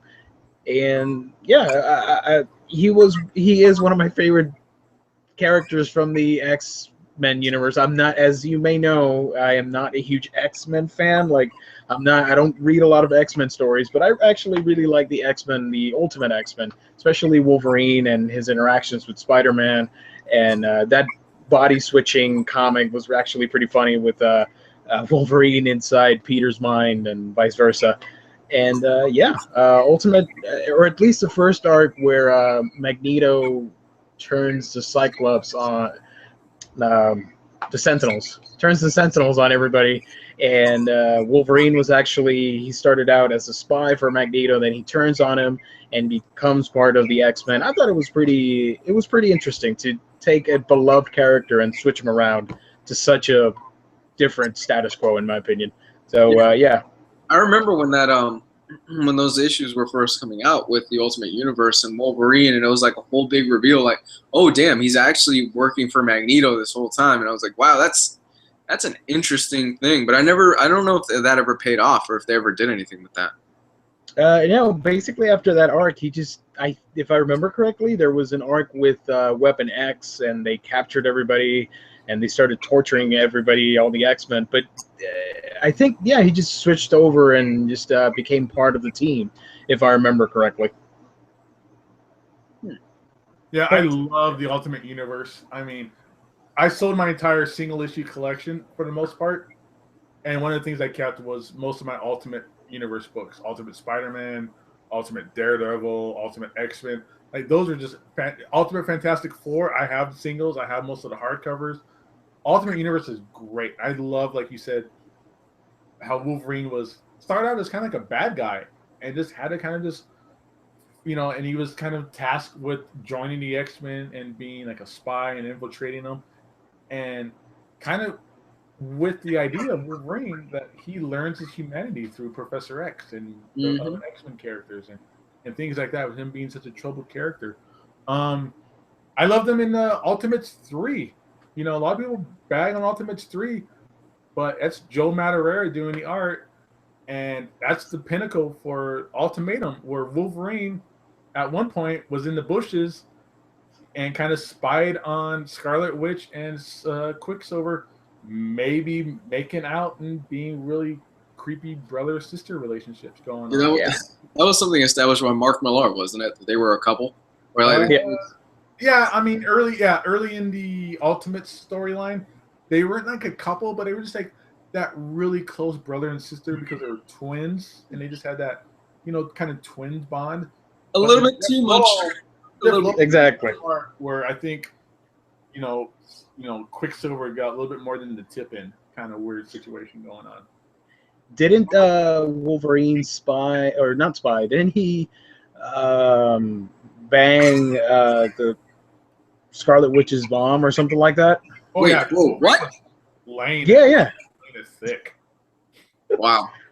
I might be misremembering, but I think he also got a piece of Jean Grey in the Ultimate Universe, or was close to it or something. Yeah, he's a little bit of a horn dog. He was a horn dog? And she was young, and she was like kind of a teenager, and he, Yeah. Oh, and by the way, one of my favorite reveals is that in the Ultimate Universe, Wolverine is technically the first ever hero thing from the 40s. He is literally the first mutant, and everything started from him. And it was a big controversy that, or at least in canon, in that universe, that basically the mutants aren't that gifted. Basically, they're scientists experimenting on people. So it took the mystique of the mutants down a notch in the Ultimate Universe. And it all started with Wolverine once again. Yeah. Gabe, what do you got for us, Wolverine? All right, so Wolverine, I'm going to look something. One of Get my ready for 90s goodness, kids. I thought about it. I was going to talk about Weapon X, the Marvel Comics Presents. Nice. I made a comment that I'm old, and somebody in the comments was like, "Well, I'm 46 and older." So this is something for you, man. The amazing Weapon X storyline from Marvel Comics Presents. I love the storyline. That's great. Frank Miller and Chris Claremont, right? No, this is Barry Windsor Smith. Oh, okay. That is Barry Windsor Smith action right there. But I'm not going to talk about that. I just brought this up to kind of. I was in my attic yesterday, and I found a bunch of cool Wolverine stuff since I was going to be on the show. But what I really want to talk about, one of my favorite things that really made me respect Wolverine and kind of brought that idea that he is such a badass, was this X-Force series. This is the series right after, I forget what's, my mind's drawing a blank. I forgot what this comes after. I think it was after Schism or before Schism, but this is when Cyclops goes, hey, there's a lot of fucked up shit going on that we need to handle, but we're goody X-Men, that the world needs to see us as being good guys. Yeah. So we need a murder squad. We need that secret society squad that's going to go out there and handle and kill the people that we can't. He turns to Wolverine, and Wolverine makes his own. Literally, this is just a murder squad book for X-Force. So you have Wolverine, you have X-23, you have Wolfsbane, and you got Warpath. Like, these guys, in this entire book, later on, Archangel joins the team, and it is just the most bloody, like, Creighton Crane, just decapitation, everybody, blood spatter, everything. This is great. And yeah, it's gonna be a little bit of 90s because in the first story arc here, Bastion, the features Sentinel character, comes back. But this is one of the best books I think I've ever seen Wolverine. Wolverine's one of those characters that you know he's crazy and you know he's the best he is at what he does, and what he does is murdering families or whatever. And they actually let him do that kind of stuff in this storyline for X-Force. How does it compare to Rick Remender's Uncanny X-Force? Because I know that Uncanny X-Force is the follow-up to this. Yeah, this is that's the follow-up, but this is the series. Like, one of the best things about comics or about anything in general is when the higher ups kind of just let a creative team do what they want, and they just kind of ignore that title. This title was ignored, and they just let them do whatever they wanted in this storyline. It is just literally just murder after murder, just slaughtering people. Like, I don't know if I could show this very well on here, but this is just this bloody double-page spread by Clayton Crane of just this murdering angels and stuff like that going on. This is the Kyle Yost storyline. Mike Choi's got a lot of great art in here. Like, this is just downright the most bloody, violent book I think I've ever seen Marvel put out. Like, this is where you respect Marvel for doing something different. Is that storyline? It ties into like, ties into like Necrosha and Messiah X later on and things like that. But it's a 2 hardcover volume set for this storyline, and it's pure Wolverine madness and excitement, and it's pretty much what I'm thinking Logan's going to be like from the reviews, where it's just bloody massacres and R-rated horror, or not horror, but R-rated violence, and that's kind of what we're looking for when it comes down to anything Wolverine. Like, this is a great book. I don't know if you guys ever checked it out before or what, but you guys are missing out if you've never seen this before. I've read like a few issues, and I just think the idea is perfect. Like, you have this Black Ops X team going out and taking names and all that stuff. I think it's pretty cool.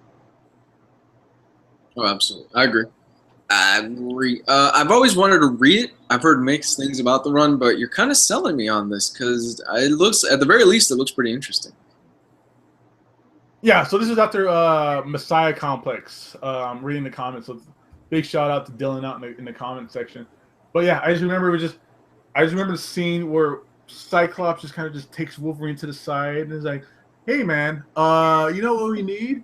We need you to murder motherfuckers, and you need to and do it in the dark and do it silently." And that's what's great. These are all people, like, all the characters in this storyline are people with knives and swords and like close proximity weapons and stuff like that. So there's no superpowers involved. There's no like Cyclops and laser blasts and things like that. It's kind of an interesting contrast because in Uncanny X-Force, Cyclops tells Wolverine, "Hey, look, we got to shut this down because if it gets out that the X-Men have a hit squad, that's going to look really bad in the media and for people, and then we're going to be in a lot of shit."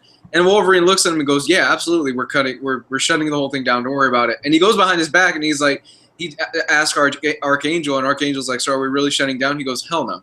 Yeah, and literally in that book, that was right there. They go into the next room, and in that room is like Phantom X and like Psylocke and all those Deadpool and everybody, and they're just sitting there in the next room, just waiting for Wolverine to come in and go, "Let's go kill some people." We need to go kill a kid. Spoiler for Uncanny X-Men. We've talked about Uncanny X-Force a lot, so I'm not going to bring it up. But suffice to say, it's my favorite. It's my favorite X-Men run of all time. I love Uncanny X-Force. Granted, I haven't dived too much into Chris Claremont's run, but for me, Uncanny X-Force is just great storytelling, great characterization of the character of Wolverine. We've talked about it at length on this show. We even had one episode where we dedicated an entire episode just to the first volume of Uncanny X-Force. Yeah, Uncanny X-Force is great. Unfortunately, it's one of those great books, but that Omnibus is another just massive whale. It's like another $200 book. Like, yeah, it's insane. Like, that's such a crazy book, but it's beautiful. It's great.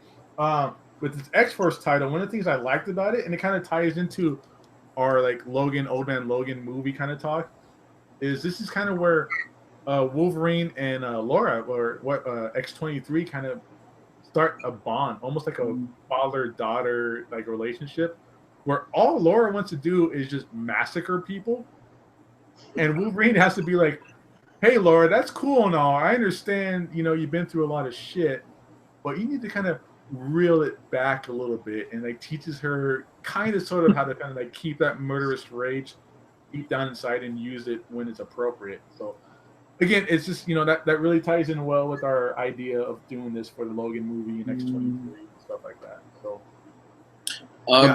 bring it back on to me. Like, Lewis, if you haven't seen it, bro, like, man, give that book a check. They're not that hard to find. They're not super expensive or anything. So I'm gonna have to. I've always seen it in stores, and the thing that catches me about it is the cover is really striking. Like, you look at that cover and it grabs your attention right away. So I'll give them that.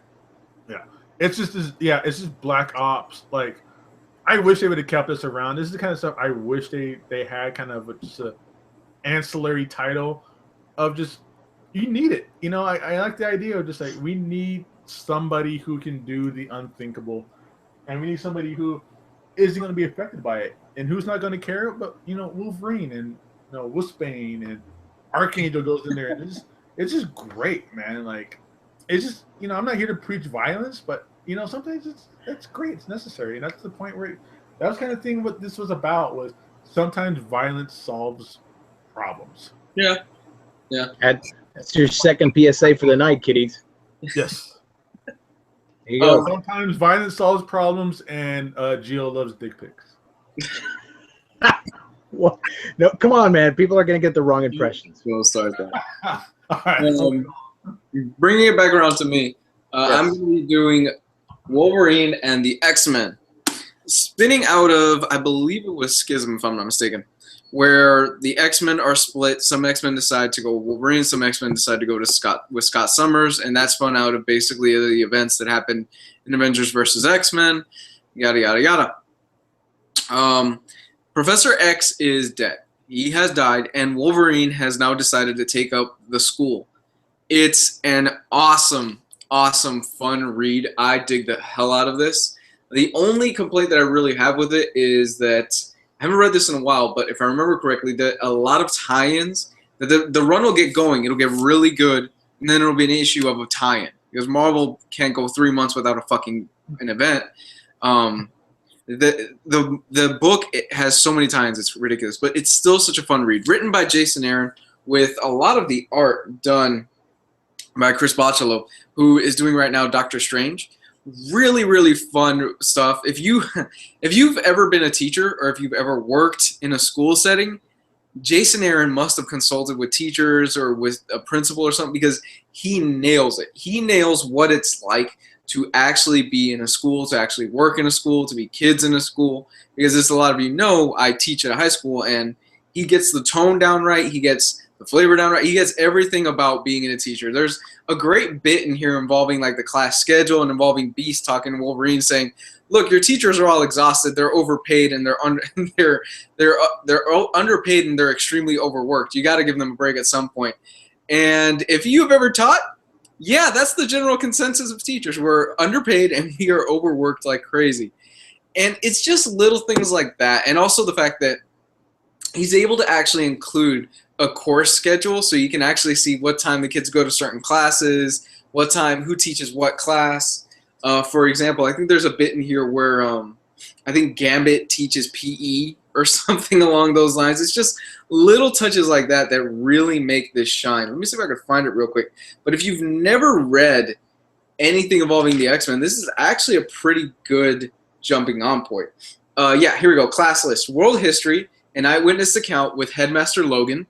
So he teaches world history. Let's see, what else we got? Deadpool, there's a bit in here where Deadpool auditions to be a teacher. He goes in 3 times, and each time he gets the boot, and Wolverine goes, "I'm not going to fucking hire you to teach kids." And Deadpool's like, "Oh, come on, man." It's hilarious little moments like that that's great. If you're a fan of Dupe and Ecstatic, there's a one-shot issue of Dupe in here that is some of the funniest shit that I've ever read, because Dupe is always in the background of this series, and you're thinking, well, what the hell's the point of Dupe? He's basically just the custodian around the campus, but he's secretly the guy that holds the entire campus together. He's secretly the guy that like goes on these interdimensional meetings and like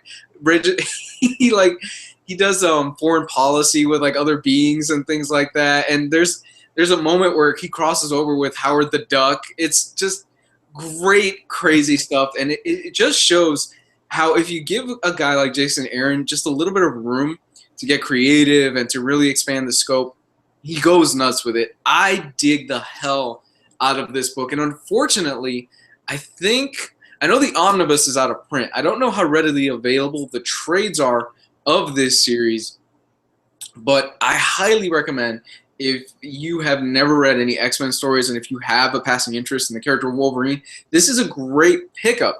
This was also running kind of simultaneously along the way of Uncanny X-Force. So there's a bit in here where certain moments cross over, and it's a really cool moment as well.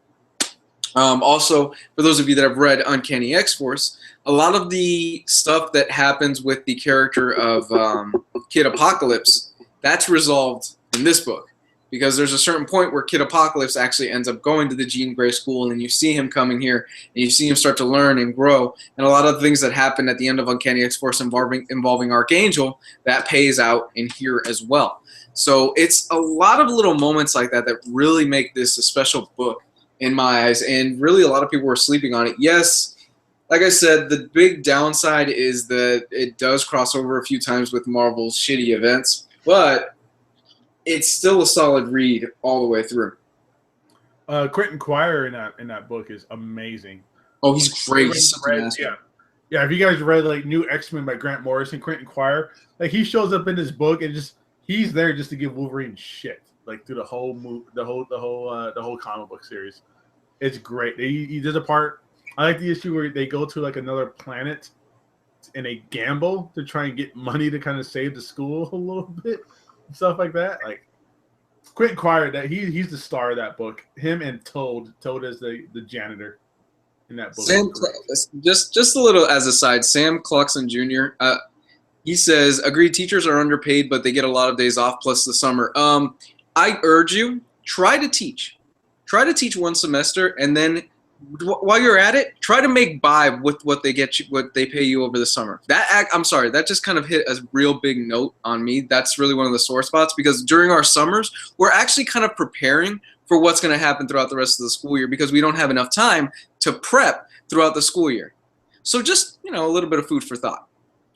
That, and my wife works with. I'm just in a bad mood, and that kind of set me off a little bit. So, before you jump to conclusions like that, we are extremely underpaid and overworked. Yeah, and the only reason you guys can survive summer, my wife works for a school district, but she works 11 months out of the year, is a lot of you teachers you have to save. There's like summer savings that the school district sets up as like a separate savings account so that you guys get paid during the summer months that you're not working. Yeah, they take actually extra. You just have to save throughout the year to make it through summer. I had teachers when I was in school. And I know teachers now who they wait tables during the summer to kind of make ends meet. I had to have a second job. I was working at a restaurant teaching because I couldn't make ends meet. And the only way I'm able to do what I do is because of Patreon. Yeah. So on that note, donate to Luis's Patreon. There you go. Yeah. It's the third PSA of the night, in case you're keeping score. And you know what? Like I said, my wife works for school district. She works with autistic kids just like Luis does. They got to buy their own school supplies and pay for their own gas and pay for like anything they do is out of their own. There's no budget. There's no petty cash or like gift cards that just get to buy their stuff. And bringing it back around, that's one of the things that Jason Aaron really nails. Like he absolutely nails that about the school, where the teachers, you could see they're kind of like exhausted and things like that. And I just looked at it, actually. Gambit is the one that teaches sex ed. Oh, that's scary. Yeah. Oh man, you gonna let that pretty boy teach sex ed? You're gonna learn, teach him about like raising babies too. Yeah, Gambit's the one that actually teaches sex ed. He's going to go to that continuation school where all the pregnant girls are afterwards. There's a fencing team by Kitty Pryde, Alternate Dimension Explorer with Dr. McCoy, Comic Book Club reading the classics from Curry to Morrison by Professor Girthright, Polar Bear Club with Professor Drake. Little touches like that really help to flesh out the school. How to Weaponize Household Products by Gambit, things like that. Well, I like how the school is built on top of Cocoa. It's built on top of a living being who is like, puts up shade where they're, the kids are outside in school or they're doing outside school sessions and stuff like that. But this is good because if you were a fan of, like I said earlier, the new X-Men by Grant Morrison, a lot of those characters he introduced, they kind of disappeared for a while. They're kind of like background characters, but they're up front here in Wolverine the X-Men Omnibus. I had that one for a while, but somebody offered me the Mazzucchelli Todd McFarlane Spider-Man Omnibus for it, so I traded it in the group for it. But it's a great book. Really good Wolverine stuff.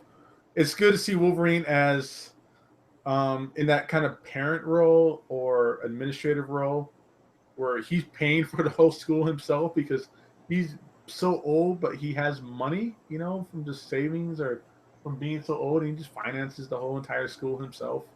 He's done a little bit of everything. Yeah, that's good. Gio, do you have any more? I am the least qualified to talk about X-Men stuff, but I'm good in my end. You guys know more about this than I do. What about you, Gabe? Other than, I touched on the Weapon X stuff, but that's the only other thing I was going to talk about, but I kind of did that already. But no, I'm really good, man. I mean, that's it for, the Wolverine discussion on my side of things, to be honest. If we can. And obviously, there's... Yeah. Sorry, I'm interrupting. I'm sorry.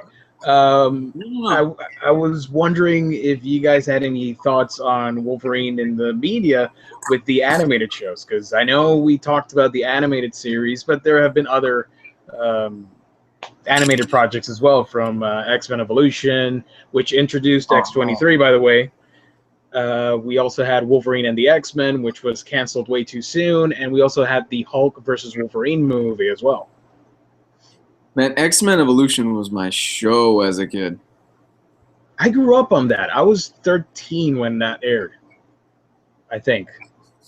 And it was, the first season was kind of hokey, but the second one and third one was really great, and it just grew on me. It was such a fun show that I think everybody should watch. It was very Ultimate X-Men inspired, but Wolverine in there was great, voiced by Scott McNeil. I thought he was the Wolverine for me, in my opinion.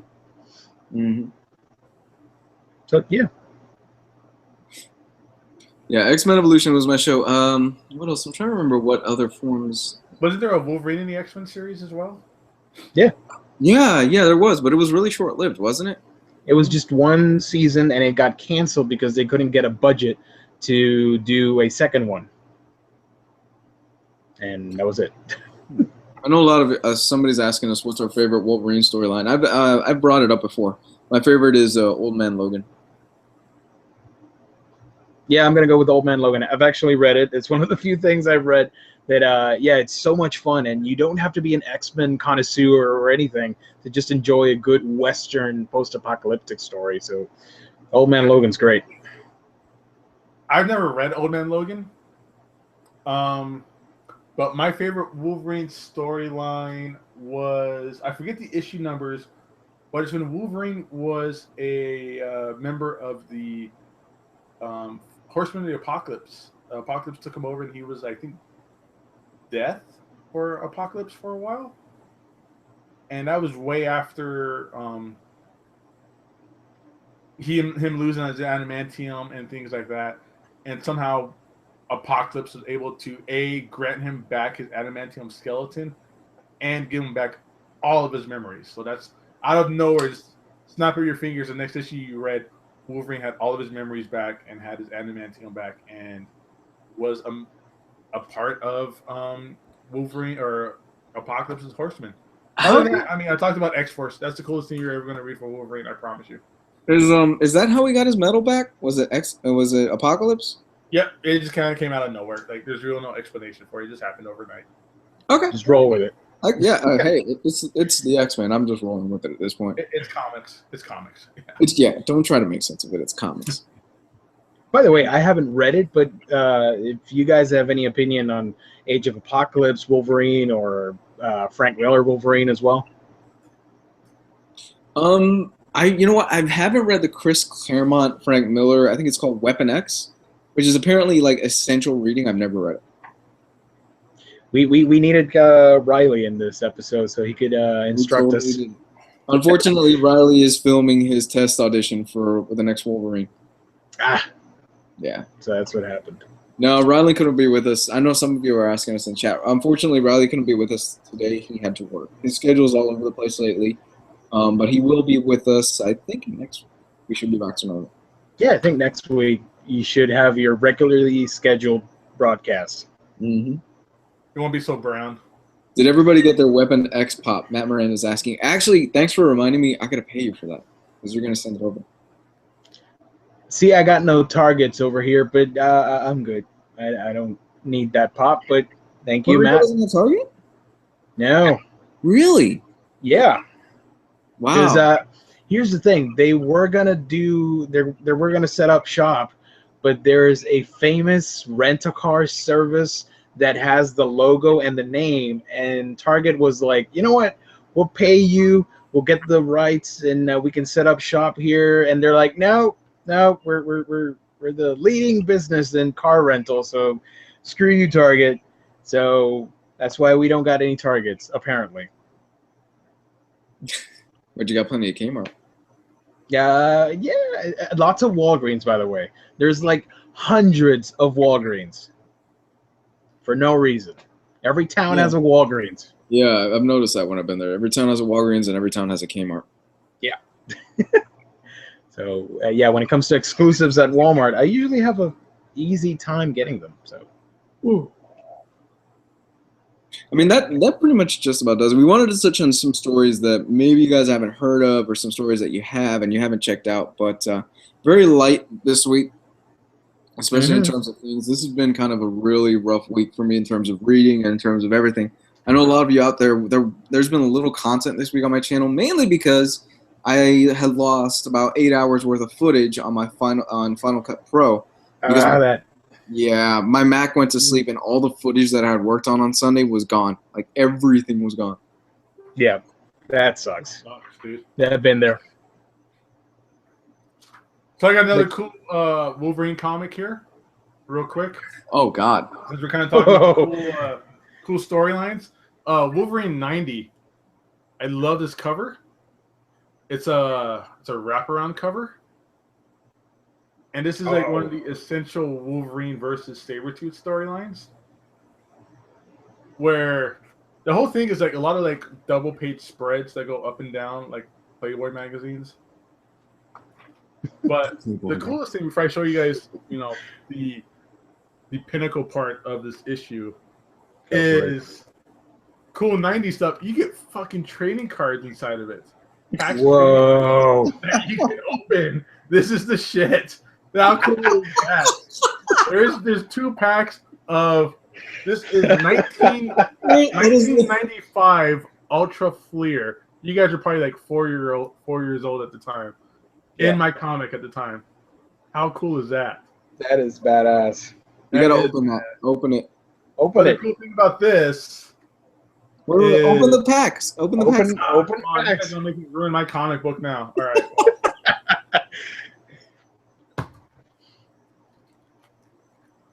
Are you really gonna open it? Yeah. Whatever. Ooh, there we go. Live unboxing. I have a job in the house. Damn it. It's so old I can't get it open. That's what she said. All right, so 1 pack. Does it smell like 90s goodness? Oh, look at this. I got Age of Apocalypse Wolverine with the one hand. Look at that hair, Jesus. Yeah, dude. That's some metal hair right there. That's some 90s metal band hair. He was in a perm. I don't know what he's got going on. That is sweet. Let's see what the other pack has. Oh man. Is there bubble gum in there? Oh, I wish. 20-year-old bubble gum. Oh, if it the wasn't. other pack is just bullshit. It's just advertisement. Ah. I'm gonna buy a pack of cards or like a box of cards, and I'm just gonna open them up one day, like on YouTube, and do a channel for that, or like a live stream on Facebook. Do it, man. But here in this book is like I said, it's a pinnacle Wolverine and Sabretooth fight where it's all like triple page foldouts. Oh my gosh. Oh, wow. Damn, son. What happens here is, I don't know if you could see it. Wolverine does the infamous like 2 claws, one on each side, and then he pops the middle claw in Sabretooth's head. Whoa. And I think after this, Sabretooth, he's not dead, but I think he just kind of like special and slow afterwards because of the brain damage. It's like one big movie poster. It is. See, you see what's up. You know what's cool, Gio? Yeah. Oh, look at that card. How cool is that? Limited edition. Although it's no longer limited because you opened it. Well, whatever. I'll buy another one. Well, look at that. That's the kind of thing that you put on the back of your truck.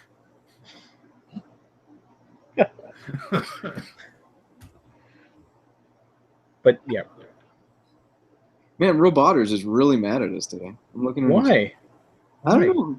He's either really mad at us or he's been on our case the whole night. I'm sorry.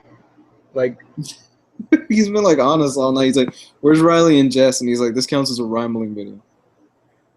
listen, we're filling in. Just you're getting an Omnibros episode. Just be content with that. Yeah, he's kind of being a dick right now. No. This is quality. This is quality episode. This is the same as if it was Jess and Riley. I think, you know what? Does he just not like brown people?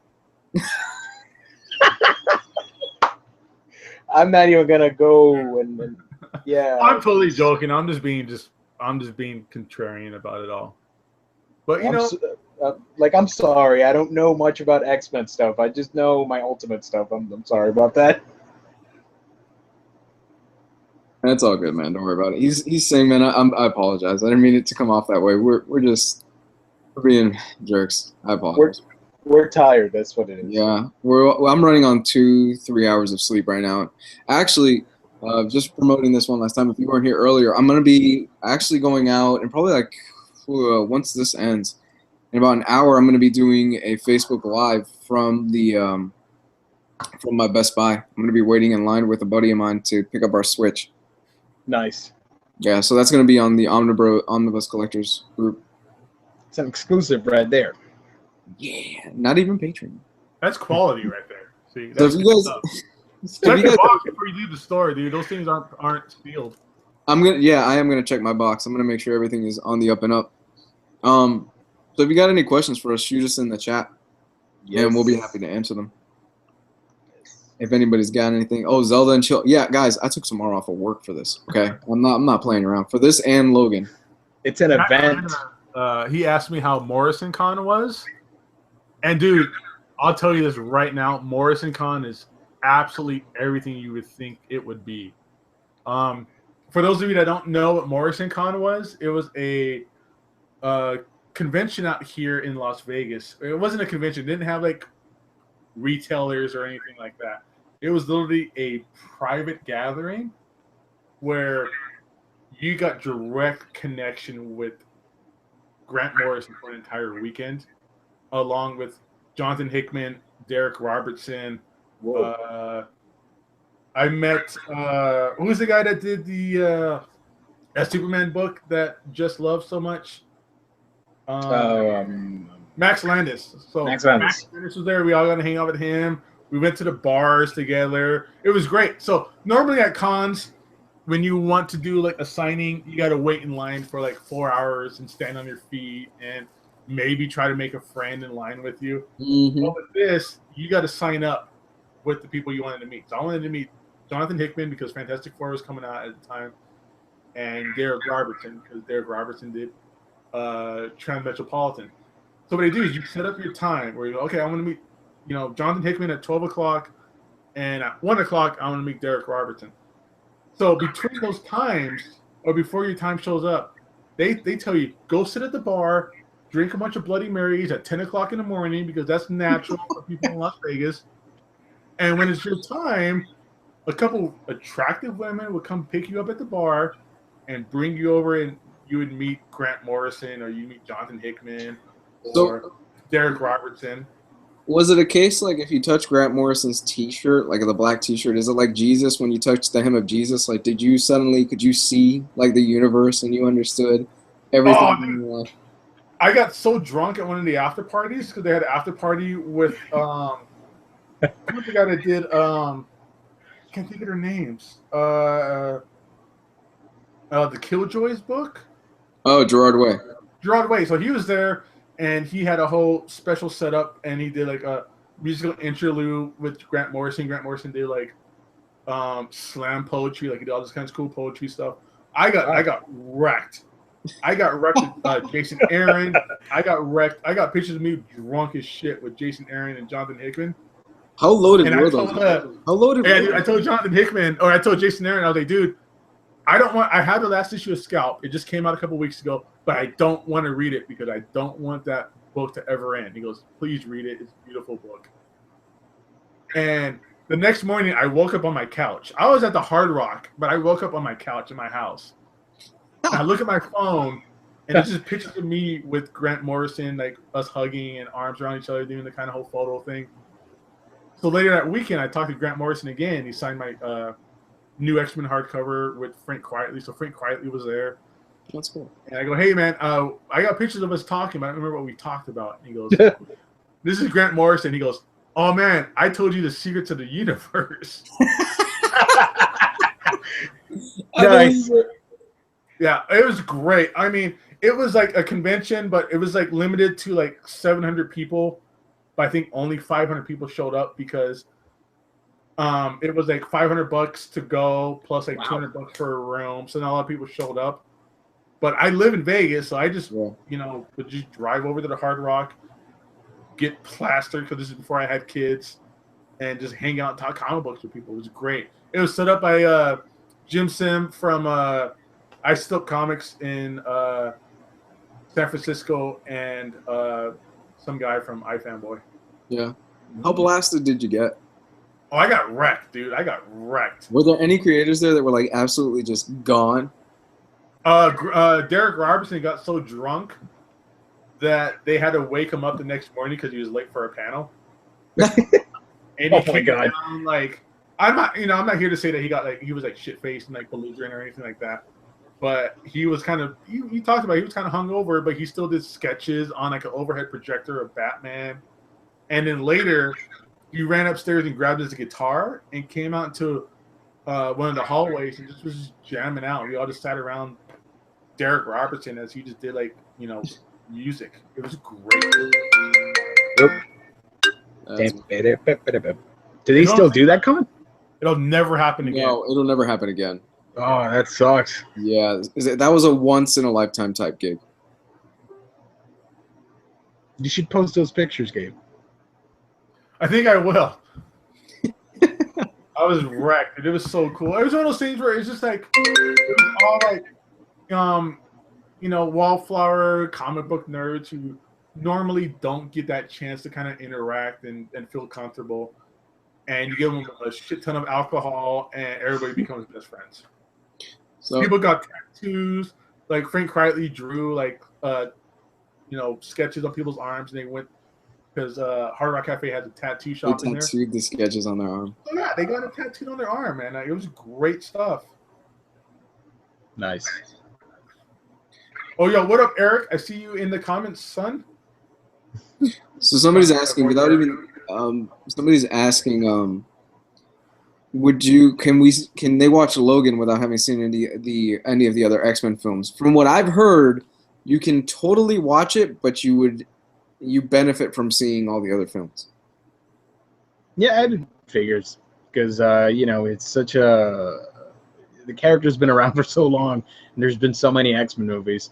But I think, yeah, you just know it's Wolverine. He's one of the last remaining mutants in that movie, I guess.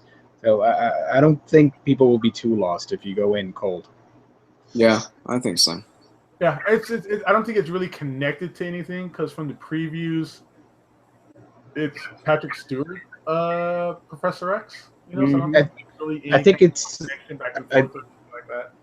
I think the movie's supposed to be in the Days of Future Past future storyline You know what I mean. Yeah. And then go see Lego Batman too. I still need to see Lego Batman.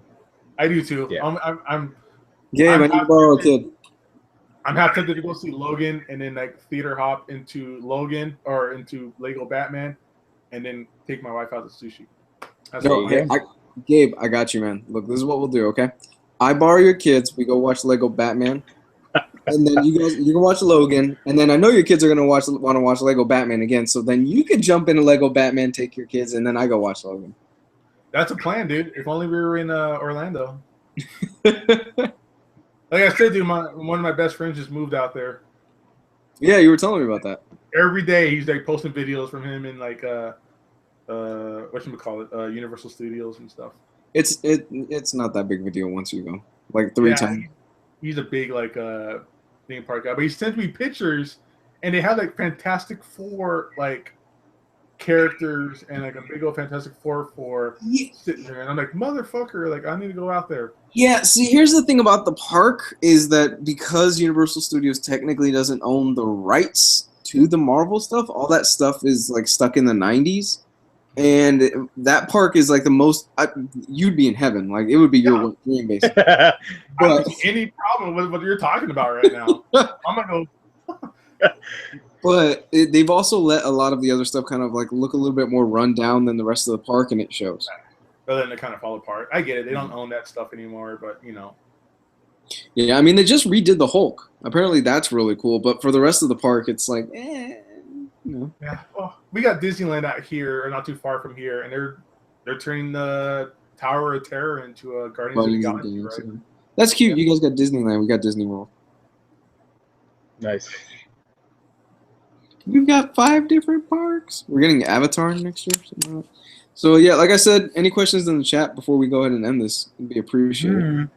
It's kind of been a weird episode. It's been more of a chill and relaxed episode than other episodes. I dig it, though. Omnibros Lounge. It kind of is. This has definitely been an episode where it's more of shooting the shit than anything else. I dig it. Yeah. Yeah, like next week you should get the Silver Fox, so you're good. With his like insane haul that he posted on the Omnibus group. Eric's asking, "What's up, gangster?" What's up, Eric? How you doing, pal? What's up? Me and Eric hung out last Sunday. We went out and we went to one of the Cosmic Comics, which is like the shop in town that is like the place to look at for hardcovers and stuff like that. Yeah. That's where we got all those out of print Valiant books when Valiant got really super popular. Yeah, Eric's a real cool cat. I've talked to him a few times through Facebook. He's a real good guy. And then we went across the street to a bar and got drunk. Nice. I remember that. Yeah, you sent me pictures. But if you guys don't have any questions, I think we'll go ahead and end this. Let us know. Let us know what you think about what you want us to. Our opinion on anything. Comic books, video games, Life. Like I got a crap ton of like cartoon stuff over here. We could talk Life. But I'll give you guys 2 minutes. If we don't get anything solid in 2 minutes, I'm gonna go ahead and end this because I gotta get going. In the meantime, in this 2 minutes, I'll just show something I got like a few hours ago, and it's this pop. So I don't know if you can see it. Did you get the Batgirl pop? No, I haven't yet because I already have 2 of them. So I'm thinking about it because I'm like, it's another Batgirl. I mean, I love Barbara Gordon, but it's my comic book crush. But I don't know. It's the exact same mold, just different paint application. You got to think for her in the wheelchair or not in the wheelchair. What the hell? Jesus, come on, man. Post. Does it come?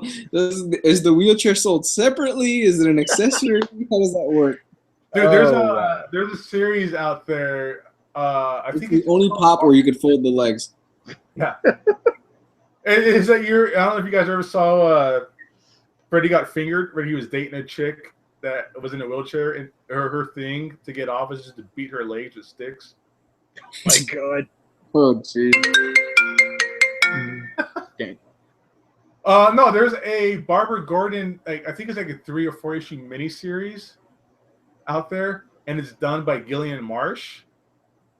So it's all these like really like Gillian Marsh sexy women poses and stuff that he does. Yeah. Just Barbara Gordon in like the wheelchair. Somebody's asking Gio, have you started Green Lantern yet? No, because I'm lazy. But I will do that.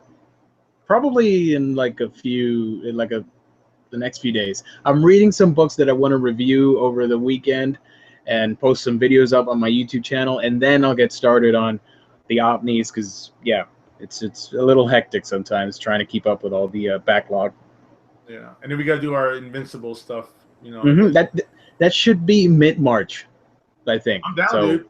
I'm pumped for it, man. And I can't wait to get those toys in for my friend Julianne. I got 2 bloody figures coming my way. Oh, you are awesome. Let me see, I showed you guys this yesterday, but I found my Old Man Logan #1 in my attic. It's one of the things I kept when I sold my comics. Nice. And then this book is outrageous. This book is stupid right now. I bought this off the stands. Oh. Just because I really like Joe Quesada, and I was I'll put this book on my pull list called NYX because Joe Quesada is doing it. And this X-23 first appearance is like $400 on eBay right now. Like, it's stupid expensive right now. Damn. I could sell that and get like a high end, like Fantastic Four, like high grade comic, like for real. Yeah. I was not expecting it to get up, so people are actually going crazy for it on eBay. That's what's kind of weird. I mean, before the movies, what drove like comic book prices was like, oh hey, this person showed up in another comic, or this person got its own series. So that used to drive prices up, and that would make things a little more popular. Nowadays, it has nothing to do with the actual like storylines in comics. What drives the prices right now are they showing up in a movie? Is like everything I have of Inhumans is just going to be shooting up in price right now because of the movie and the casting. I'm so jealous. All right, but I'm gonna actually go ahead and call this.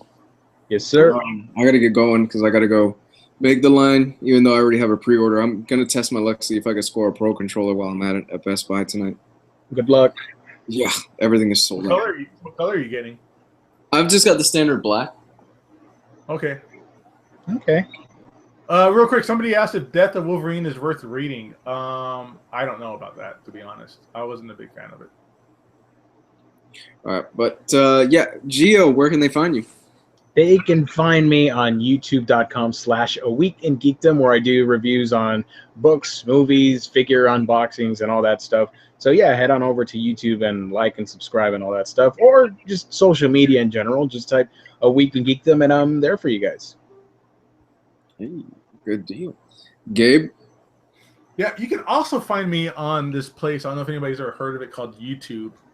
Under Gabe Infinity Watch, I do haul videos, I do reviews, I do unboxings of toys as well. I'm also on the Omnibros collectors comic book swap and community as well. So always hit me up on there. I'm cool to chat about comics with anybody else on there. So we're all buddies. Yay. Yay. Of course, you have found me here. You can find all my stuff here on this channel. If this is your first time checking it out, you can follow me on Facebook and Twitter. Those links are in the description. And if you would be so kind and you want to keep supporting this content and you want to keep supporting what we do and you love what we do, at least what I do, they don't get a kick out of this yet, hopefully one day. But you can subscribe to my Patreon. Everybody has one. I know it gets annoying hearing everybody give their spiel, but I try my best to make sure that what you are getting for paying for that content is worth it. For as little as $1 a month, you get the Jess and hardcover news show, which is an exclusive there, and you get it once a month. For $5, you get it every single week, and there is a whole lot of other stuff like the weekly pick of the week. There's my updates, things like that. So little content like that I'm sure you guys would enjoy. There's literally hours of stuff on there. So check it out if you haven't. And I hope you guys will have a great night. And for those of you that are in the Omnibus Collectors Facebook group, I should have a Facebook Live going in probably like an hour. Nice. That's gonna be fun. So have a good night, everybody, and I will speak to you soon. Good night. Bye.